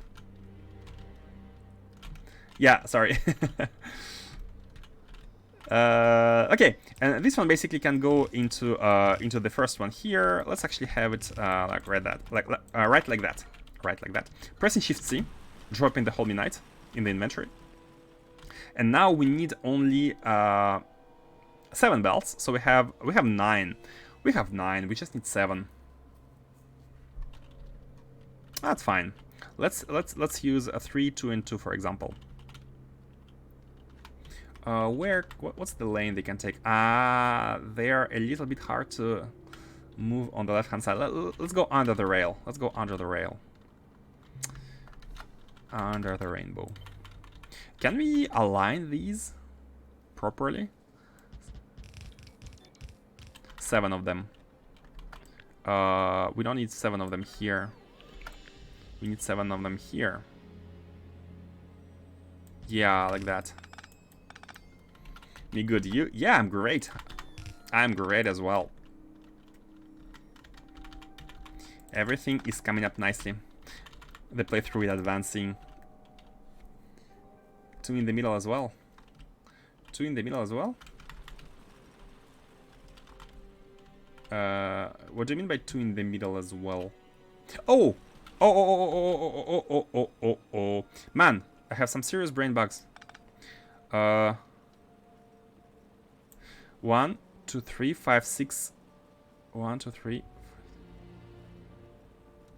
Hold on, where are the 6 belts then? We have these 2. Oh, this one has nothing. This one has nothing. This one.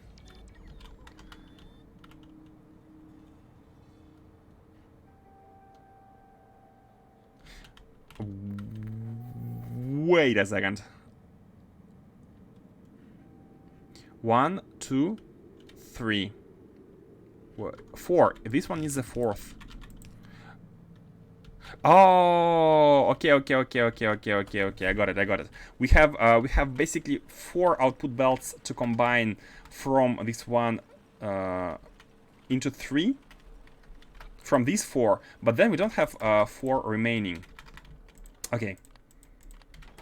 And here we only have 1, 2, and 3 remaining, which can be combined into 2. 3 into 2, 4 in. I swear, today the brain bug power is too high. It's way too high. 0.66. So for every 3 belts, we end up with 2. Every 3 belts, we should end up with 2, and that's how we should reason. That's how we should reason. Every 3 belts ending up with 2. So like that, basically. Basically like that, and this is unnecessary. Every because it's 0.66. 0.66 into 1. 3 belts giving us 2, right? Right. You can change it here. 3 belts. Exactly. 3 belts giving us 2. Okay, no more issues. 3 belts into 2. Now let's have the next 3 belts into 2. So we just need to copy this setup. The first one is coming in here. Then the second one is the one here. And the okay, these are inputs once again. Why is it so hard? A little bit more concentration. We have used 1, 2, and 3. The next one to use is that one. Okay, like that. Like that, and the input is coming in from this one side. Bam. Like that. Okay, now we have 2 more belts. And finally, we need stop your connecting Holmium or to the crashed Holmium 9. Okay, not that one. Not that one either. This is a very high level Factorio you are watching, guys. Good? Are we good? So 8 belts should give us 6 belts. Because 3... No. 3 give 2. 3 give 2. So 6 give 4. We have 4 from 1, 2, 3, 4, 5, 6. We have 6 inputs. We have 6. We don't have 8 inputs. Where did I see 8 inputs? Where did I see 8 inputs? 9 equals 6. Okay. 1, 2, 3, 4. Okay. We have 4 output belts, and yeah, I was okay, there is no excuses. I had a big brain fart. We have 6 input belts, not 8. I'm not sure why. I have seen 8 inputs belts, and I was like, 6 outputs. 6 inputs and 4 outputs. That's it. That's it. That's it. So we need 6 one of these. Actually 5 because we have 1 here. So 1, 2, 3, 4, and 5. So we can have 2 from this. 2 from these. Let's see later how we should organize these. But let's have 5 of them coming in like that. So 1 of them is going in here. He did it again. He did it again. Mistakes are never ending. And 1 is gonna be right here. Then these 2 are done. This one is like that. This one is like that. Done. This one is unnecessary. Let's actually drop all the ore. And now for... Do we have 5? We don't have 5 here. We have... Oh, we have... we're gonna be only using 1 from here, which is... 1, 2, 3... this is 6, right? So we don't need... kinda still want to use that one. I kinda want to use that one instead of this one. Just to have more space at the bottom if necessary to add more later. So let's use this one here and this one here. And finally we can use this one here. And the advantage here with this kind of setup is that... Oh! It's wrong spacing. It's wrong spacing. It should be... but it's... It should be coming from here. It's hard to space properly. I was gonna say we can space it like we can just copy paste all these, but we actually can't. We actually can't scale it properly because they're not gonna be exactly aligned. We don't have enough spacing if we start from this one. Should we actually move everything 1 tile below? What I want to do is I want to create these belts in between the 2 rail tracks, and if we want to do that, we should be starting from here. We should be starting from here. And this is how we space them. Unfortunately... Yeah, and these ones should be like that. And now... We can... if we copy that one, it should fit, right? Yeah, now it fits. Now it fits. And now what we can do is we can copy this track. These 2 tracks. And this should match the max size belts. Yeah, now everything can be copied like that. Kinda. And we can add more stations in the future with more additional belts. We are sure that they're not gonna be blocking anything. Like, we can put 5 more belts here on this lane. Oh my god, sorry about the bots. Speaking about bots.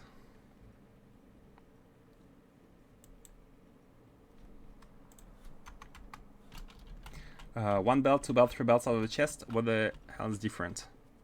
Nothing different. It's only the fact that actually this one is unused. It's 1, 2, and 2. We only need 5 belts here because we can only process 6 of them in this setup. Not sure if we will need to add more, but the idea behind it is that we're trying to spread evenly the output across all these chests in order to lower the load on every single station. Because the trains might take time to bring resources, although they should be pretty fast. We are not trying to like empty one chest as fast as possible. We are sharing the load across all of them, so they kind of parallelize their work, if that makes sense. And now it's all good. We can just go here. Let's remove these. Like, not gonna scale any more from here, but we can proceed like that. That, and then we can lay normal ones then, but that's fine. Let's not connect them here. And notice how I always I try to stop the belts early, so I don't make the mistake of connecting them, because I should be able to see that there's a hole, and if there's a hole, it means they don't mean to be connected to the output. And this is how I realized here that these are not meant to be connected as the input. But unfortunately, I'm not always doing that, which is bad. I'm not always seeing that the hole is here. Like, it's kind of the fixes are in place in order to avoid the mistakes, but despite having the fixes, the mistakes are sometimes hard to avoid.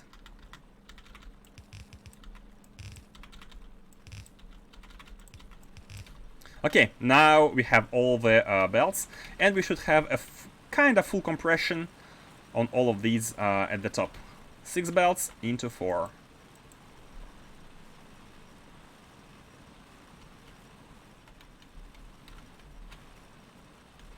And all of them should be working non-stop. Perfect. Good. Now this rocket should be feeling pretty fast. What I'd like to see is whether the fuel is also going to be fast or not. Let's drop some stuff here for future expansions. If necessary, I'm going to even drop one receiver. No, that's unnecessary. And what else can we drop? Oh, we need to be careful about... Oh, we have a lot of modules here as well. Let's press Shift-C once again on all of these.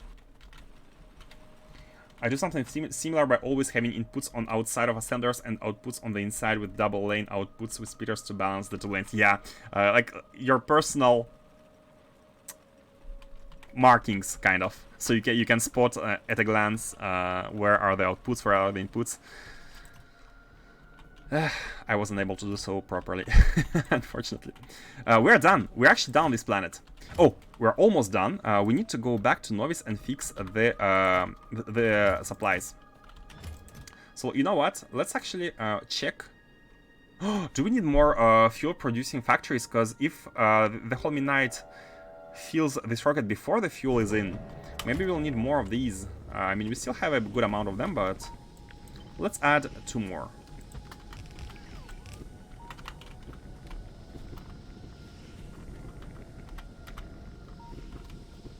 Okay, should be good.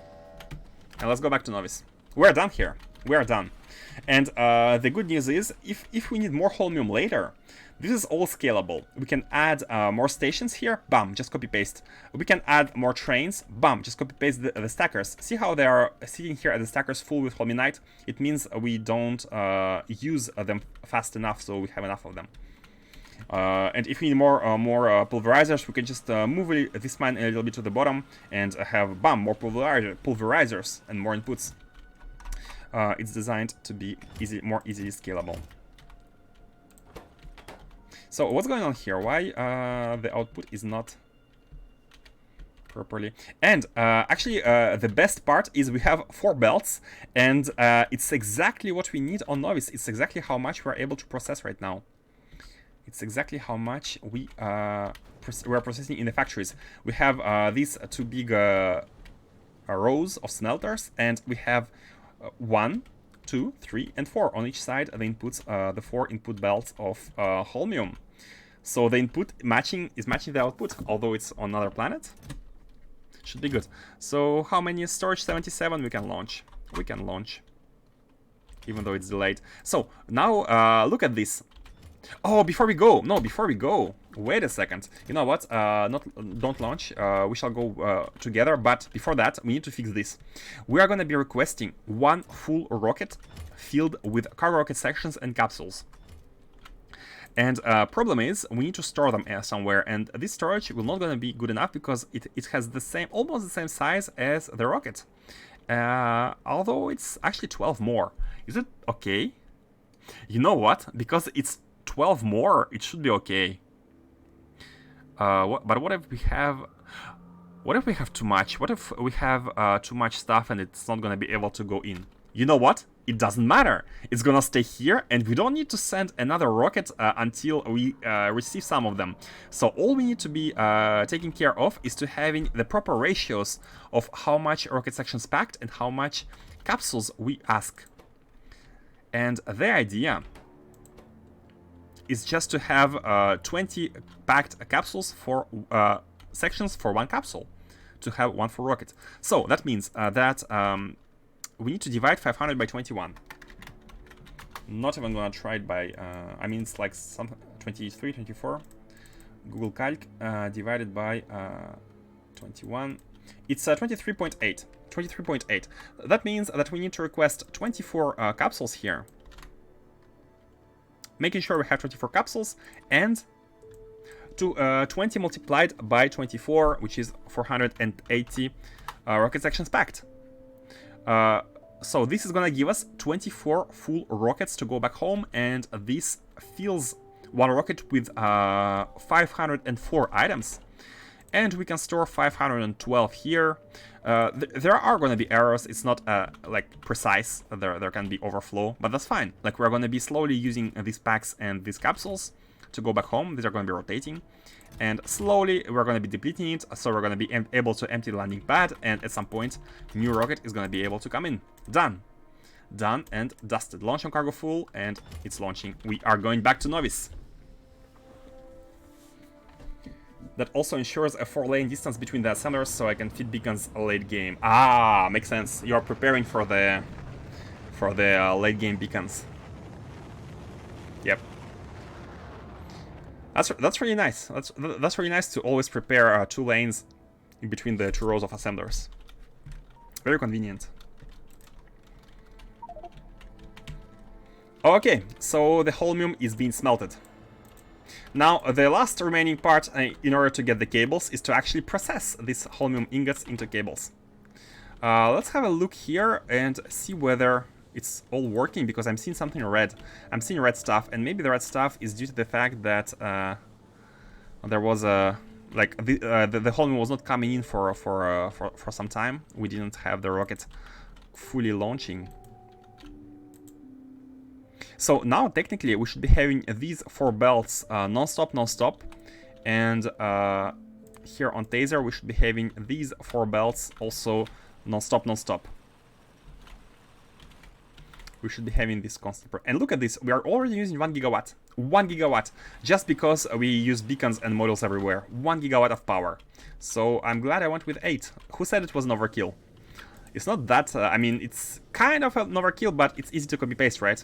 It's easy to copy-paste. Once again, the argument of overkilling by copy-pasting a good design, like which we came up with earlier, is easier to redesign something simpler in most cases. Okay, so this is all producing, this is all working. Let's go ahead and produce more cables. And that's where our current item shortage is. Holmium cables. Let's go ahead and make a small sub-factory here, just to check the ratios. We do have one, which we could be copying, but let me actually check whether it's using proper beacons, because I'm not sure. All this setup, yeah, look at it, look at this. It's not using proper beacons. All this setup is kind of, it was initial one. This one actually using big beacons. I did some rework, partially, not everywhere. Yeah, that's not easy to fix. We need like beacons in the middle. I mean, that's not necessary right now. We shall see. And let's just add processing to make these items. Oh, and that was the last of the fuel in the inventory. Just drop from the jetpack. Perfect timing. And we had a chest with fuel somewhere. Oh, here, right here. I remember I had a buffer chest in a weird spot in the middle of nowhere, some intersection, just in case. And let's decide where we should add this factory. So one thing to note is that we have the trains, the stackers for the ingots, which are here. So I think it's best if we go with a build which is somewhere near, but we don't have space. We don't have space, and I don't want to start cramming in something inside of this one. Let's check again how many belts of circuits do we need of these. Like, we have 2 right now. We have 2. Normally we have 2 belts of not circuits, the cables, Holmium cables, but we need to support the production of the module, the huge level 9 productivity model. And this is how much belts we need. We need 6.2 belts of Holmium cables, so we will need to add at least 5 more belts. Let's make it 6. Let's make it 6. So we can have 2 belts of cables for everything else, and we can have a factory with 6 belts. You know what? Let's even make a separate one. So right now we're kind of matching the production of the circuits in order to have them going non-stop, and that's the current goal. So, is it circuits or is it? I'm not sure about the name. Holmium cables, not circuits. So we want 6 belts, 6 blue belts. 16,200. Good. Let's convert it back to minutes. And look at the number of assemblers. It's nothing. It's nothing. That's how fast they are. Cool. And these will require 6 belts of plastic, which is really good because we have them. We have a production of plastic which has been scaled up. We can easily add more if necessary. The refinery on Novice is solid. Do you have perfect ratios in your builds? Yes, I do. I always have perfect ratios in my builds, in the sub-factories. Okay, X amounts full belts in, whatever comes out, comes out. Nope, I usually estimate based on the output belts. All my sub-factories start with how many belts do we want as an output.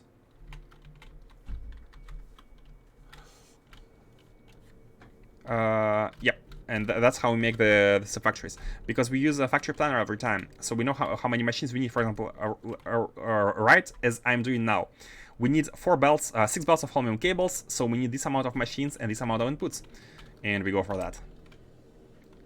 Now we just need this. This is nothing, like nothing crazy, nothing crazy. But question is, where should we place it? How about like putting it here? I mean, we just need the cables right now. It's not like we're going for a full-scale production of sciences. Right now we're expanding the cables, so we might as well use this space. Yeah. Although it's a little bit hard for the trains to exit here. How about having the intersection? He tries to get it close, but sometimes things are rounded up. Example, Crash Holmium was 3 belts in and 1.98. Ah, yeah, it's like when it's 98, I consider it too. Some small rounding occurs. Have you updated your factory planner mod? A new version was released a couple of days ago with tons of new features. I have not. I have not. I actually haven't done any mod updates for the longest of times. Maybe for like a month or 2. I'm a bit afraid. Should I update everything? Like update Space Exploration? Maybe I need to check what changed. I'll go through the change log of the mods I use and see whether they include something completely new. They should not be game breaking in general because they're like popular mods. I mean, they should not be. They should not break compatibility. Usually they don't do that, but sometimes they do. Like you need to replace the entities or something, in one of the worst cases. Where are the rails? Here, there. Okay, and we have this kind of T-junction. And yeah, let's go ahead and place it here and have a small sub-factory going. And the idea is to be able to reuse the trains which are stationed here for ingots. Should be convenient. Oh yeah, because it's a new blueprint, we'll need to get rid of these. We'll need to get rid of everything here.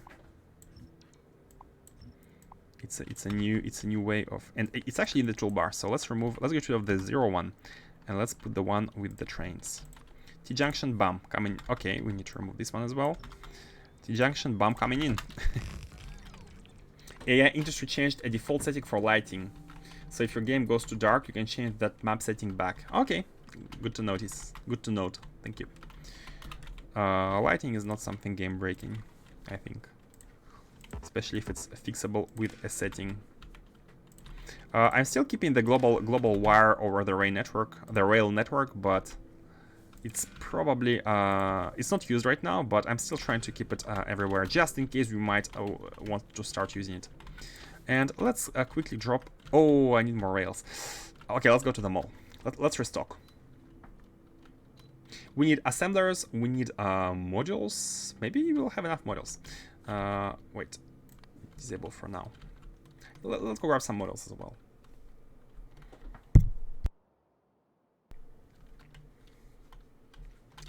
Go grab some models.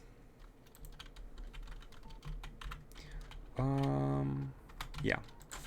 So the idea, just to explain the gist of the big plan, is to first make sure we're always producing the level 9 modules, and once it's done, we can transition towards the next stage of the gameplay, and that is gonna be spaceships.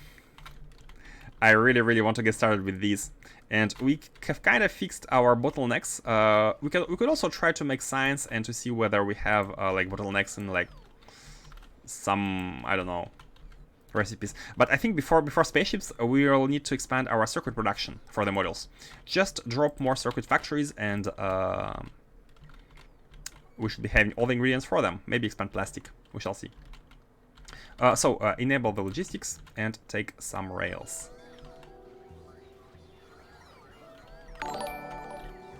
Hey, Tense Dungeon, thank you for the raid. Welcome. How are you doing today? How was your stream? Welcome, welcome. Tense Dungeon is kind enough to raid us almost every day. Hopefully you guys enjoy some AC. We are right now expanding, always expanding. Not always, sometimes we evolve, we make progress, but right now it's mostly expansion. We are making Holmium cable factories. That's the plan, basically. So, you see, to make 6 belts of, let's talk on belts. To make 6 belts of Holmium cables, we need 0.4 ingots. That's nothing. Where are we? Oh, yeah. Bottom right. 6 belts of ingots and only 2 belts of plastic. So the cables are just waiting to be produced. They are really cheap. Oh, we might as well produce them in front of the... Oh, thank you for the modules. And the belts. We might as well produce the modules in front of, like, produce the circuits in front of the factories where they're needed, just by delivering ingots. But they're still kind of important intermediate recipe, right? So take some of these and these. We're stocking on modules.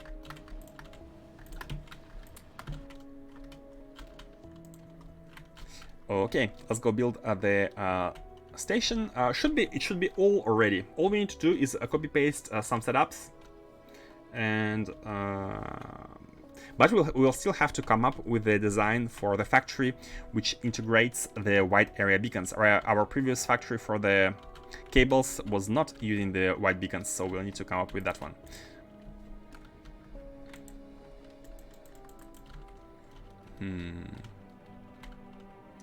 And I need to drop productivity model 7s. We have the 9 ones. So, top right, top left. Oh, even more models. Thank you. Yeah, we need to watch some basic resources like coal, stone. Stone should be good. Iron. It's been a while since I haven't expanded iron mines. Need to watch closely. We had a big mine here. We had a big mine with 17 million iron ore. So yeah, iron should be good right now.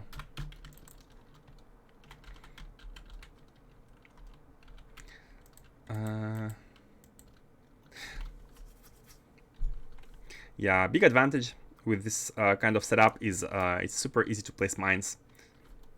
Provider chest and the beam. Everything is automatic. Who needs LTN? Let's go. So here we just need to have some stations for delivery and outputs. Let's have 2 output stations. I think we have enough space for 6 belts here. 6 belts, I think that means how many stations? 2 stations, yeah, 3 and 3. So let's copy that one with the cables, and I'm gonna copy it all the way here. Yep. Rotate, and the output is at the top. Bam! So 2 stations of outputs. We need to change the orientation of... Yeah, no need for these. Flip, remove, and replace the... Relink this. Done.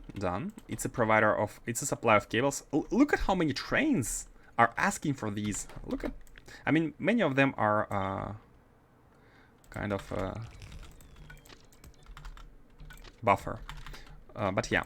So we'll have this amount of... I think 2 stations should be good enough, because 3 belts, 3 belts into each one. Yeah, it should be good.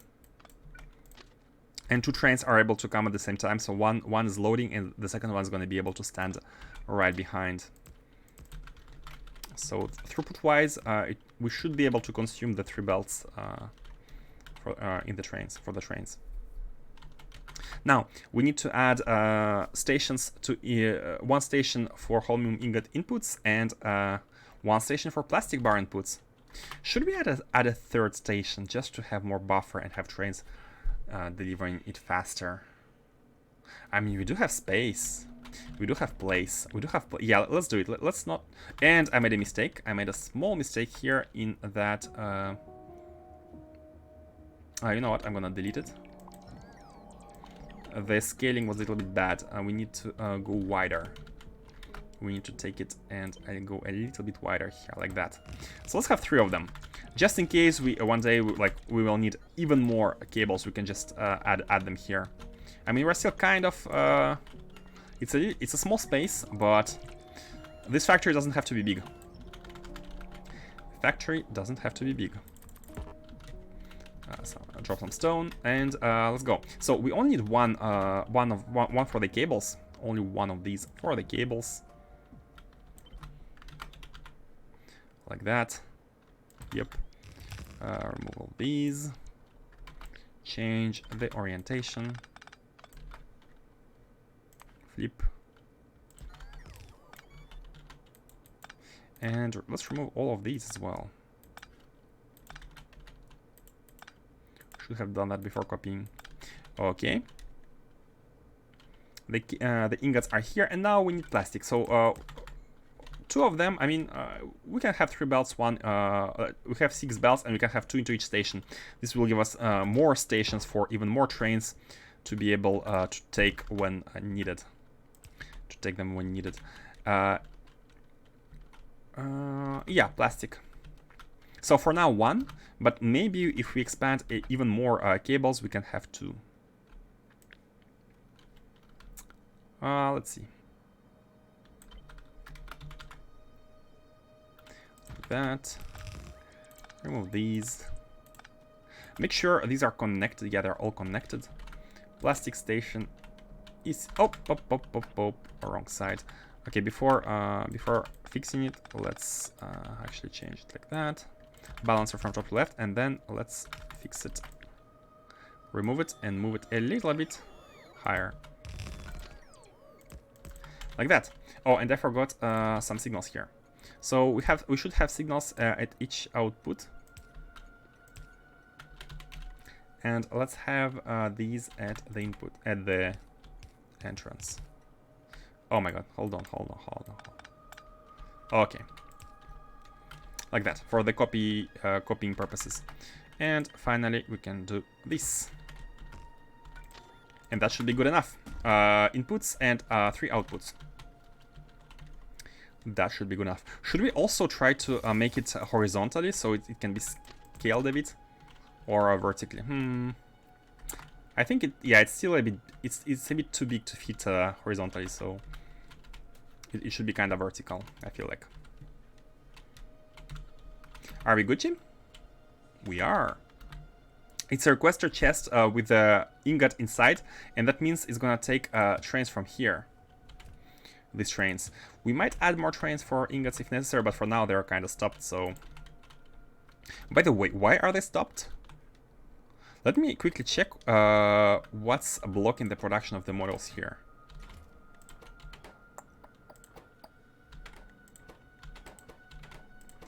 It's the basic models, right? And what's blocking the production of the basic models? Like, I'm seeing Holmium is not used. These are the basic ones. What's your issue? No, you don't have any issue. So wait a second. The rocket is not launching? Oh, I may have disabled the auto launch for this. Which one was it? The module one. No, it's this one, right? No, science is DSS. Oh, this one. Launch on cargo full, but it's not full. It's not full in these conditions. How many circuits does it have? It has... Oh, it might have had the issue with the reset. It might have had... Look, yeah, look at the request. It's empty. It means that it considers that it's full. It might have had the issues with the reset signal because we had some power issues on Novice. And the rockets might not request the reset signal here. So let's actually manually reset and see how it goes. Yeah, indeed. Look at the new request here. We kind of have to fix it everywhere. We kind of need to manually reset and go back. So we are continuing the work. And it's mostly the models. Deep space science. Let's also reset the deep space science.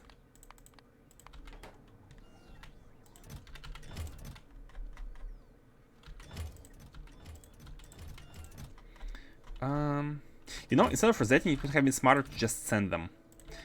Let's actually... Oh, this one is almost empty.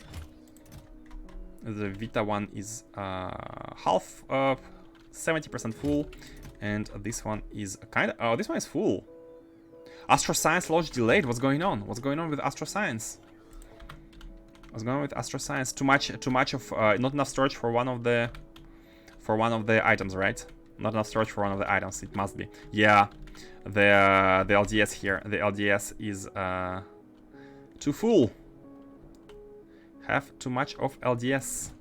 Oh, that's a lot of LDS. Why is it so full? It's properly combined.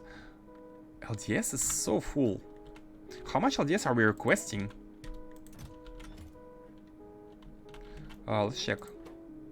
2000 LDS multiplied by 12, which is 20,000 LDS. How many stacks does that make? 2000 divided by 5 is 40. 40 stacks multiplied by 12. 400 stacks. Should be... 400 stacks should be fitting the chest, right? They should be fitting the chest.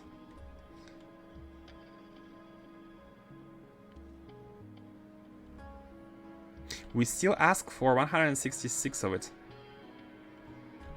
How? What?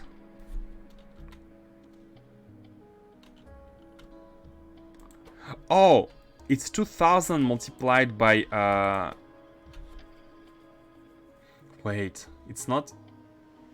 Yeah, 40 stacks. It's by 50, right? Yeah, it's by 50. 40 stacks times 10, 400 stacks. Wait, that's weird. That's weird. Output signal, minus 24k. Plus what we have.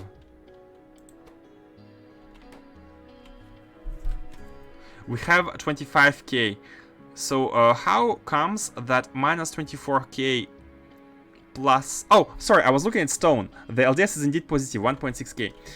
That means that we simply need a bigger buffer. We need a bigger buffer for LDS, or we need to lower the demand here. Or this number. Maybe it's a little bit crazy. We need to fix the ratios at the request. Yeah. You increased the LDS a few streams ago to something insane because it was lacking the Astro. Ah, you're right. I remember now. I have increased that. I have increased just the LDS, right? So let's decrease it a bit. And we kind of need to fix this. We need to store it. The problem, as explained, is that we are trying to ask for all of the items at once for each single one of the of the catalogs, right? But the solution I'm seeing right now, I haven't seen it earlier when building that. The solution is to ask for all the ratios of all the items to build the first one, plus all the ratios for the second one, like, separately, right? So all the ratios for the first one should fit one rocket. All the ratios of items for the second one should fit one rocket, etc., etc. And we should sum up all these requirements. We should have four constant combinators here, 4 multipliers for one rocket each resource, and then we should combine them. Something like that. Maybe not sum up. Not sum up. Take a... Yeah, we need to think about that one. But that's for... that's an issue for later. It was something like 200, increase it to 1000. Did I? Did I do that? I mean, yeah, I think I was like, oh, we have a chest, so it fits. It should fit, but we have a huge overkill of it. We have a huge overkill. Let's drop it. Let's drop it to 1000. I might have been oops, not 60. It might have been I was too quick to try a solution because I assumed we didn't have enough of it, but it was a mistake probably. Like the problem was elsewhere, not in the demand itself. So yeah, we need to fix the ratios. I'm gonna recalculate them and but next time. Let's make sure we have the production of the cables right now. So let's have this one here, and this one here.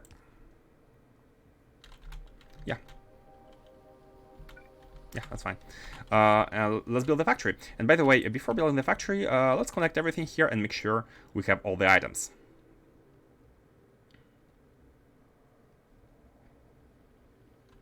Yes, the distancing. Oh. The distancing I like is not that one. We need to bring this closer. But the items have been requested already, so let's wait until they are deposited. Hold on a second. Why is it 3? Why we have 3 trains? Train limit should be 2.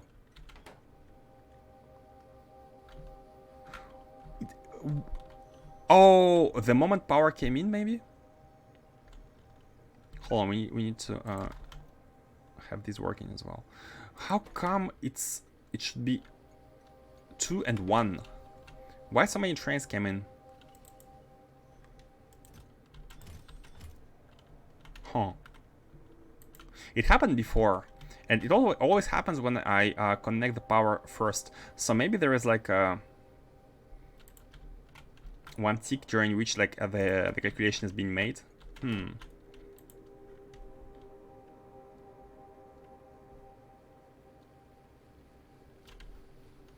Not sure. Okay, let's have the build. Let's have the build going. We need 25 machines here and 38. Should we?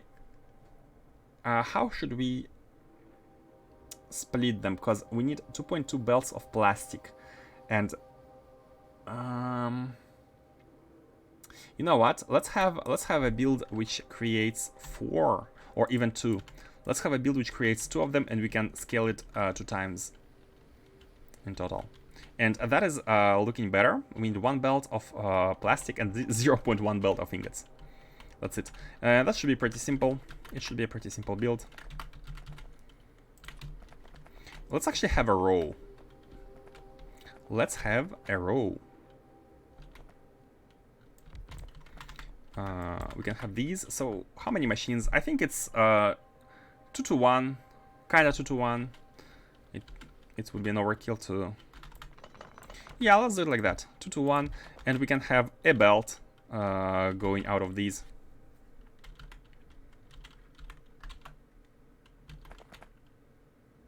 And this produces 2 belts. This produces 2 belts. Got it.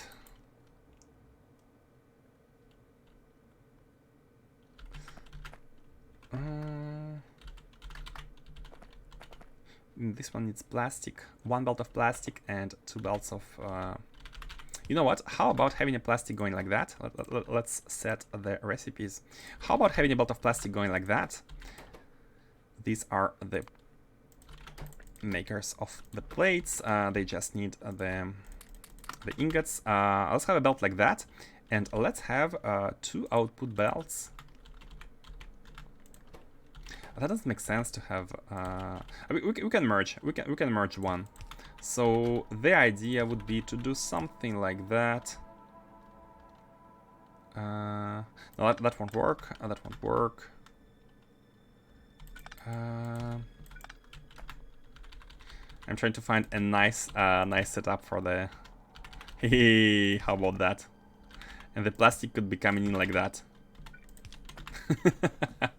And this is like 1 output belt on each side. That was gonna go on each side, and we can have a second belt after the first 4. We can have a second belt, or should we unload to both belts at the same time, or on each side? If we do it on each side, like that. Maybe it's even better.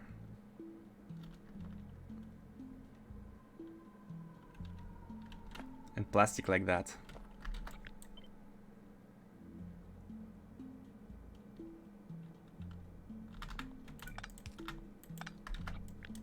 And that could be a tile. But we, yeah.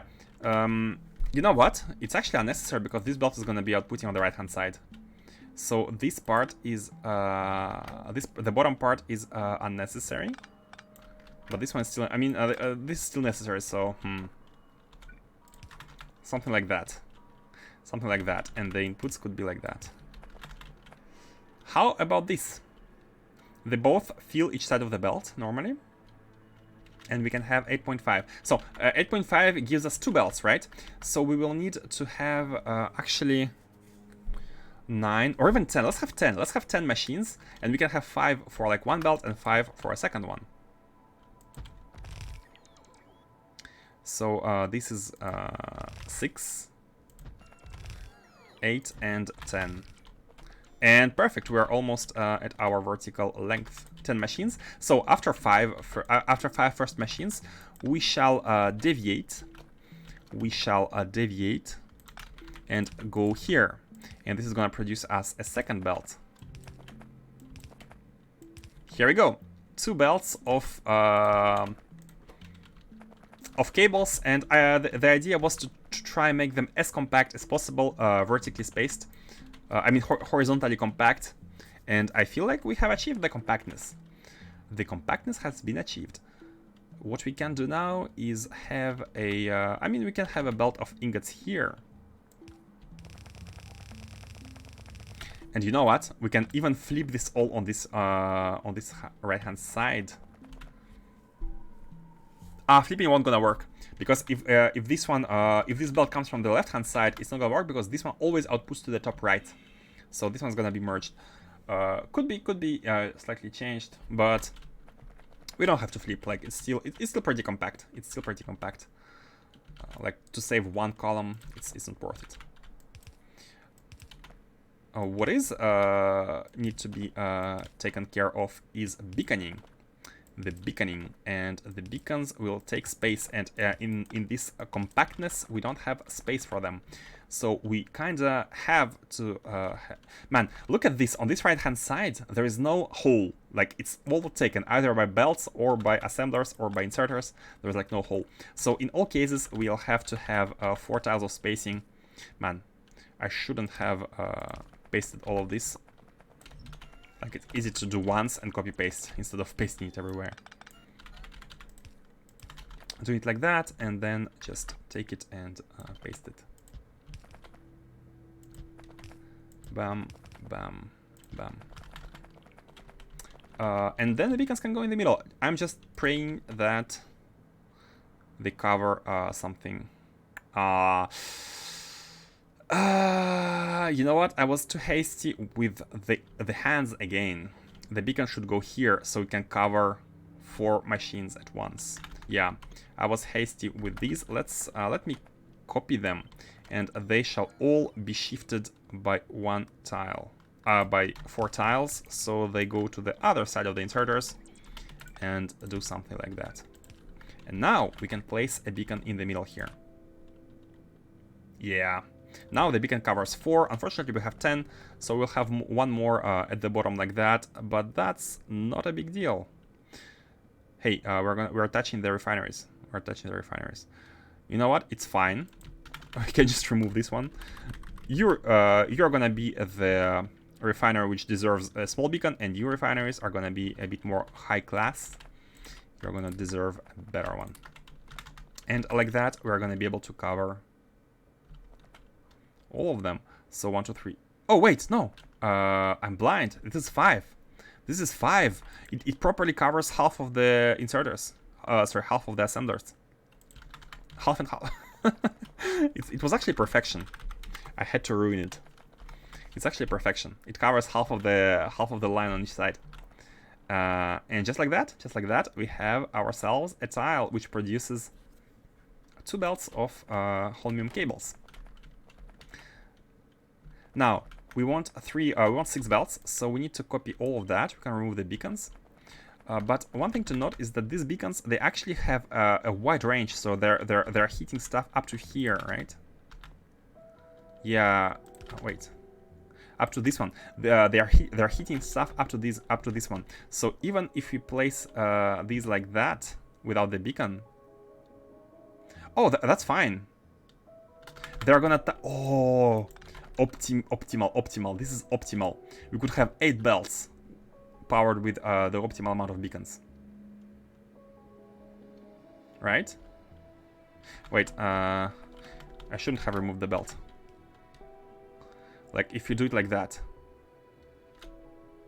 I mean, yeah, they're gonna be able to touch, they're gonna be able to barely touch the last, the second assembler.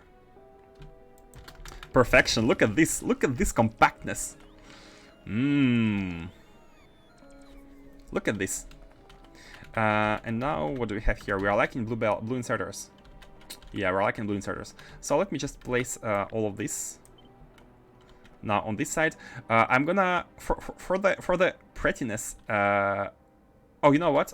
Are these gonna be able to touch? Same consideration on the other end. They're going this way. Are they going to be able to touch the ones? Yes! 1 beacon for 4 of them. For 4 columns, and therefore for 8. So, originally the idea was to go with 6 belts, but you know what? In retrospect, why not make it 8? Just like that. Just like that. We need 0.5 belt of Holmium ingots. I mean, we're not even producing 1 full belt of them. The ingots are, they're going to be under high load, but that's fine. We can have 8 belts here. Let's go grab the material. And we need 3 belts of plastic. Again, nothing one station cannot handle.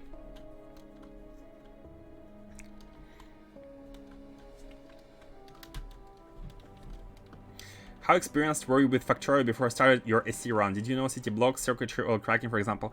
Yeah, I was a veteran player already, I think. I mean veteran. Everything is relative. I've played Factorio since 0.6, where like I was here when they have added a lot of quality of life features. I've played with Bobs and Angels. I did a full playthrough with Bobs and Angels. I did C-Block back in the days. I did different mods. And I stopped playing Factorio for a couple of years and came back to it. And before making this SC playthrough, I played Warptorio 2, which was amazing. I really like Warptorio. It's very unique as well. But it's not, like, the challenge is a bit... It's a bit quicker to get over that mod rather than SC. And then I jumped into SC. So I know about city blocks, I know about the buses, of course. Circuitry, I did some circuitry, like I played with circuitry before.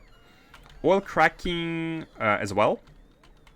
But what I didn't know was like LTN style base with trains.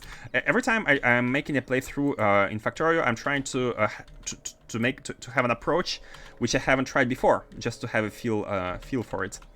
And I must say, this one is one of the most interesting for me to play with, like one of the most interesting base layouts for me to play with. I did have a game with LTN, a big kind of mega base style game with LTN, and LTN in the end game, when you have tons of trains, is not really optimal. It's not optimal because the trains are always empty at the depots. There's an overhead. Hold on, let me just pick the items before I start. I wanted to pick more hands, I think. Yeah, let's get these. So yeah, with LTN, you once you approach like end game with a lot of trains, a lot of depot stations, you're gonna hit an issue where the trains are not efficient. They're not efficient because they have this triangular route. I mean, in this base, I also have triangular route, but in this base, I can have stackers very close to right in front of the providers, for example. So the trains are almost going from point A, point B, stopping at a point C somewhere in the middle, somewhere in between. They're not empty at the depots. They're actually full with products in front of their, for most of them. I mean, for ones which have dedicated trains, like it's like this system for me is better than LTN, which what vanilla Factorio is able to provide with the train limit system. For having played with LTN, I can say that with confidence. I think, I think confidence. I think, but yeah. SC really makes you appreciate those designs without needing to do SPM. Exactly. You don't need to have high SPM in SC to have nice to have the in-game need for like some factories with the high throughput. Like, it's not for SPM, it's for other products. So yeah, I do enjoy compactness. And here we have it, a compact build. Now, we need 3 belts of inputs of plastic, but here we have 4 belts of input, so let's avoid using splitters and let's have 4 belts of plastic coming out, while knowing for sure that not all of them are going to be used. And for ingots, however, we only need 1 belt. Yeah, let's just do it like that. Bam. Bam. How should we do it? Let's have ingot belt like this. So you go here, you go here, you go here, you go here. Any more brain bugs? No. I really don't want to make a mistake here because I don't want to be emptying belts again. So I'm trying to be very careful about what goes where. Oh. And yeah.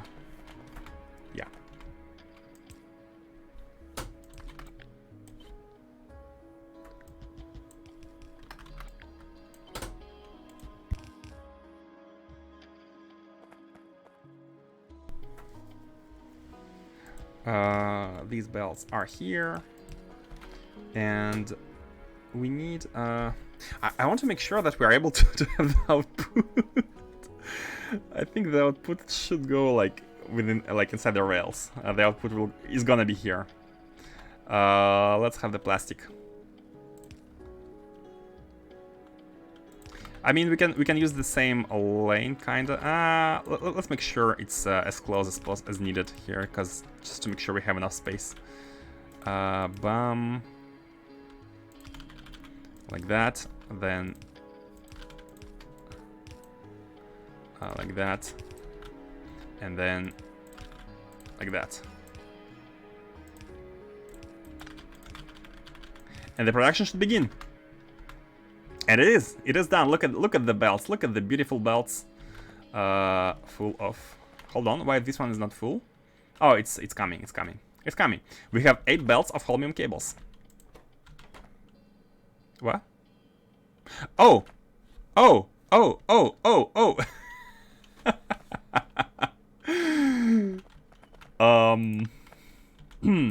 Remember me talking about brain bugs? These assemblers are not next to each other, so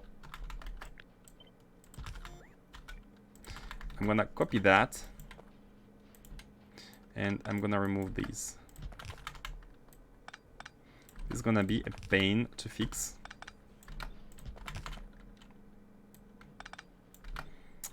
This is why I have my general rule of thumb, which I didn't respect here, is to test before copy pasting. I was convinced I couldn't make any mistake in this because they are so small, like only 2 assembler chains. But I did make the mistake. I did make the mistake. So yeah. Oh man! Thankfully there is space above the beacon. Perfect amount of space. Perfect.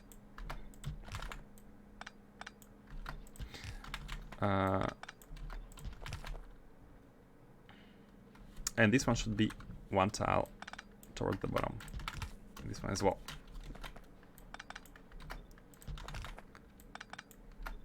Like that.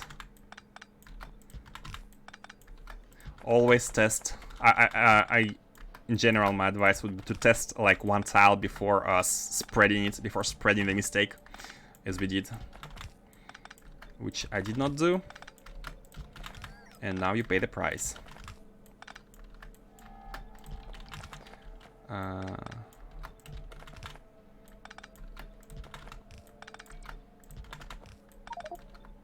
I'm gonna press Shift C. Bam! Holmium ingots inputted.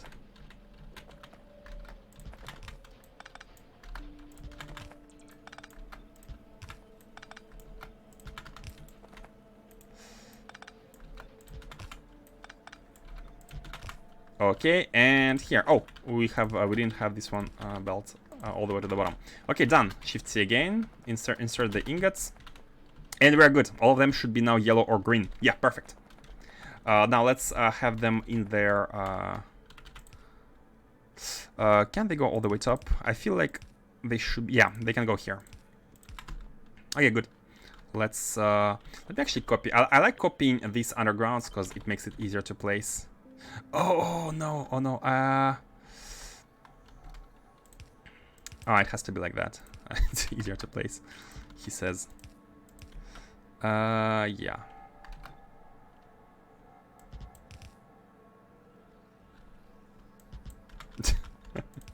Man. They are not exactly aligned, but that's fine. They're looking really funky. Like, too advanced and too a bit below. Missed one right under their top beacon. Oh, thank you very much. Good eyes, good eyes. Thank you very much. So now everything should be yellow, right? Yep. And this one is badly rotated. Oriented, I mean. Okay, we have 8 of them. Perfect. Now we should not be lacking in these for a while until we go high.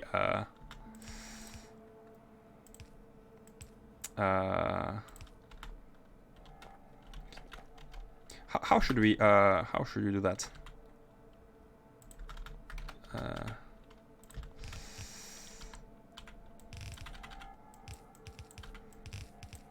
Let's go with 2 here.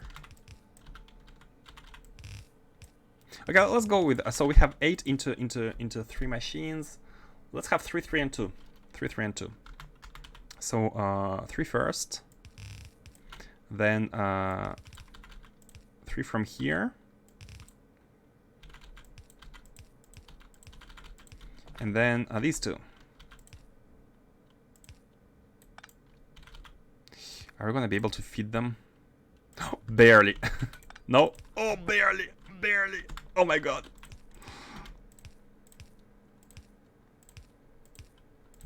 Man, that's some luck. These, and these. And finally,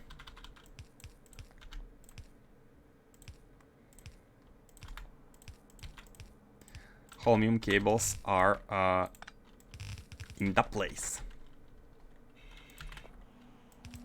That should fix the issues with the blue circuits.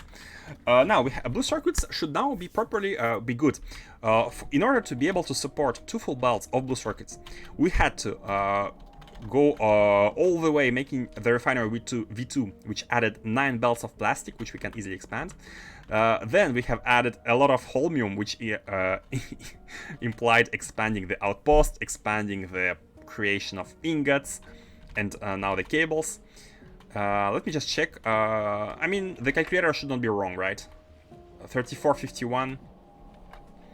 Yeah, we have more than enough for 8 cables of 8 belts of cables. Okay, and the final step in order to make sure that the circuits are producing, that the modules are producing, right here. Right here. Oh, they're still not producing. Wait, I've launched the rocket. What is going on? Hold on. The rocket should be ready with the resources. This one. This one. Still no. Should we multiply it by a higher number? The demand here. Because we have a bunch of items. We have a bunch of items already, but yeah, let's have a higher multiplicator. These are all used like in proper ratios. So the ratio setup is should not change. Where is the demand? Here. The ratio setup should not change. What should change, however, is the multiplier. We need to have 1 full rocket. I mean, like there is buffer on the belts, so we need to exclude that. At some point, it's all should auto balance, and we can lower the multiplier once the balance has been reached. But we are producing 1 single item at the end, so the multiplier, like this is the amount of resources needed for like 1 of the items, and we're just multiplying them by a number to have 1 full rocket. And once all the belts are saturated and the products are spread across this base, the balance will be reached and we will lower the multiplier. So the rocket should be coming any second. Oh, not even. Oh, hold on. No, it's arriving. Any second. It's gonna be full any second. Okay, it's arriving. And the models are gonna be back online. Until, that is, until we don't have enough productivity models here. Until we run out of productivity models. Because the last step in this chain to make sure we're always producing level 9 models is to add more circuit production. Where was the Donut Lake? On the south shore of the Donut Lake, we have the production of models here. And yeah, this factory is ratio-wise, it's good to produce non-stop level 9 models. But let me show you the decomposition. For 1 item per minute, we need 7.6k processing units. Let's actually remove their recipes so you can see how many of them we need for everything else but them. So in belts, it's like 3 belts of processing units, 12 belts of electronic circuits, excluding the requirements in electronic circuits for the other ones, and 7 belts of red circuits. So we don't have these circuit amounts yet. We shall expand them. We shall expand them next time, and that's gonna be the last stage before having everything running. We have here some factories producing circuits. We have 2 belts of blues. We need 3. We need 1 more blue, and we need double this amount of reds. And then we also need to add green ones. For green ones, we only have the old factory. But green ones should be very easy. Green ones should only require like copper and stone, right? Should be pretty easy. Okay. We want to be able to have this 1 level 9 module per minute production, non-stop. I really want to outfit the factory with level 9 models at some point. And I think the first stage would be to replacing the circuit production, because it's one of the most expensive ones right now.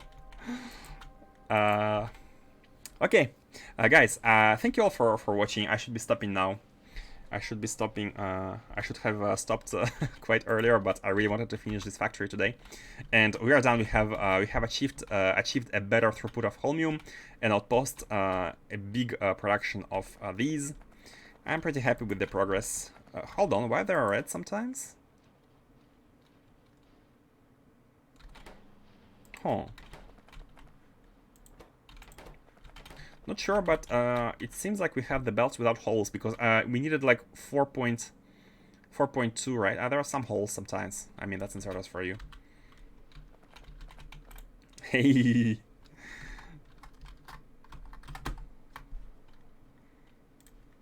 I want to do it too, guys.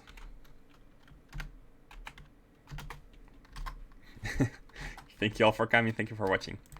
And I'm gonna send you to red someone, as usual. So yeah, next time we're gonna be expanding some circuit production. And after that, I'm not seeing anything standing between us and the spaceships. Oh, finally, after all these hours, we can finally get to spaceships.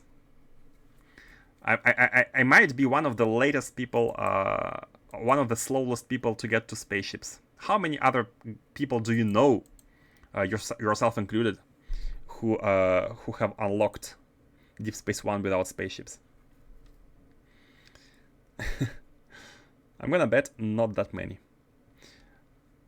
Who is playing? Oh, perfect! Factorio Space Exploration in the title.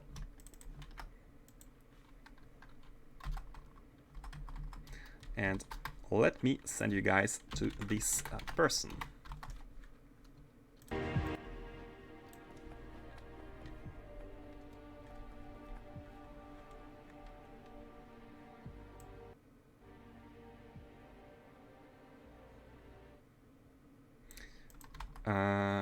Okay, the raid is gonna be starting. Thank you all for coming again, and see you next time. Bye bye.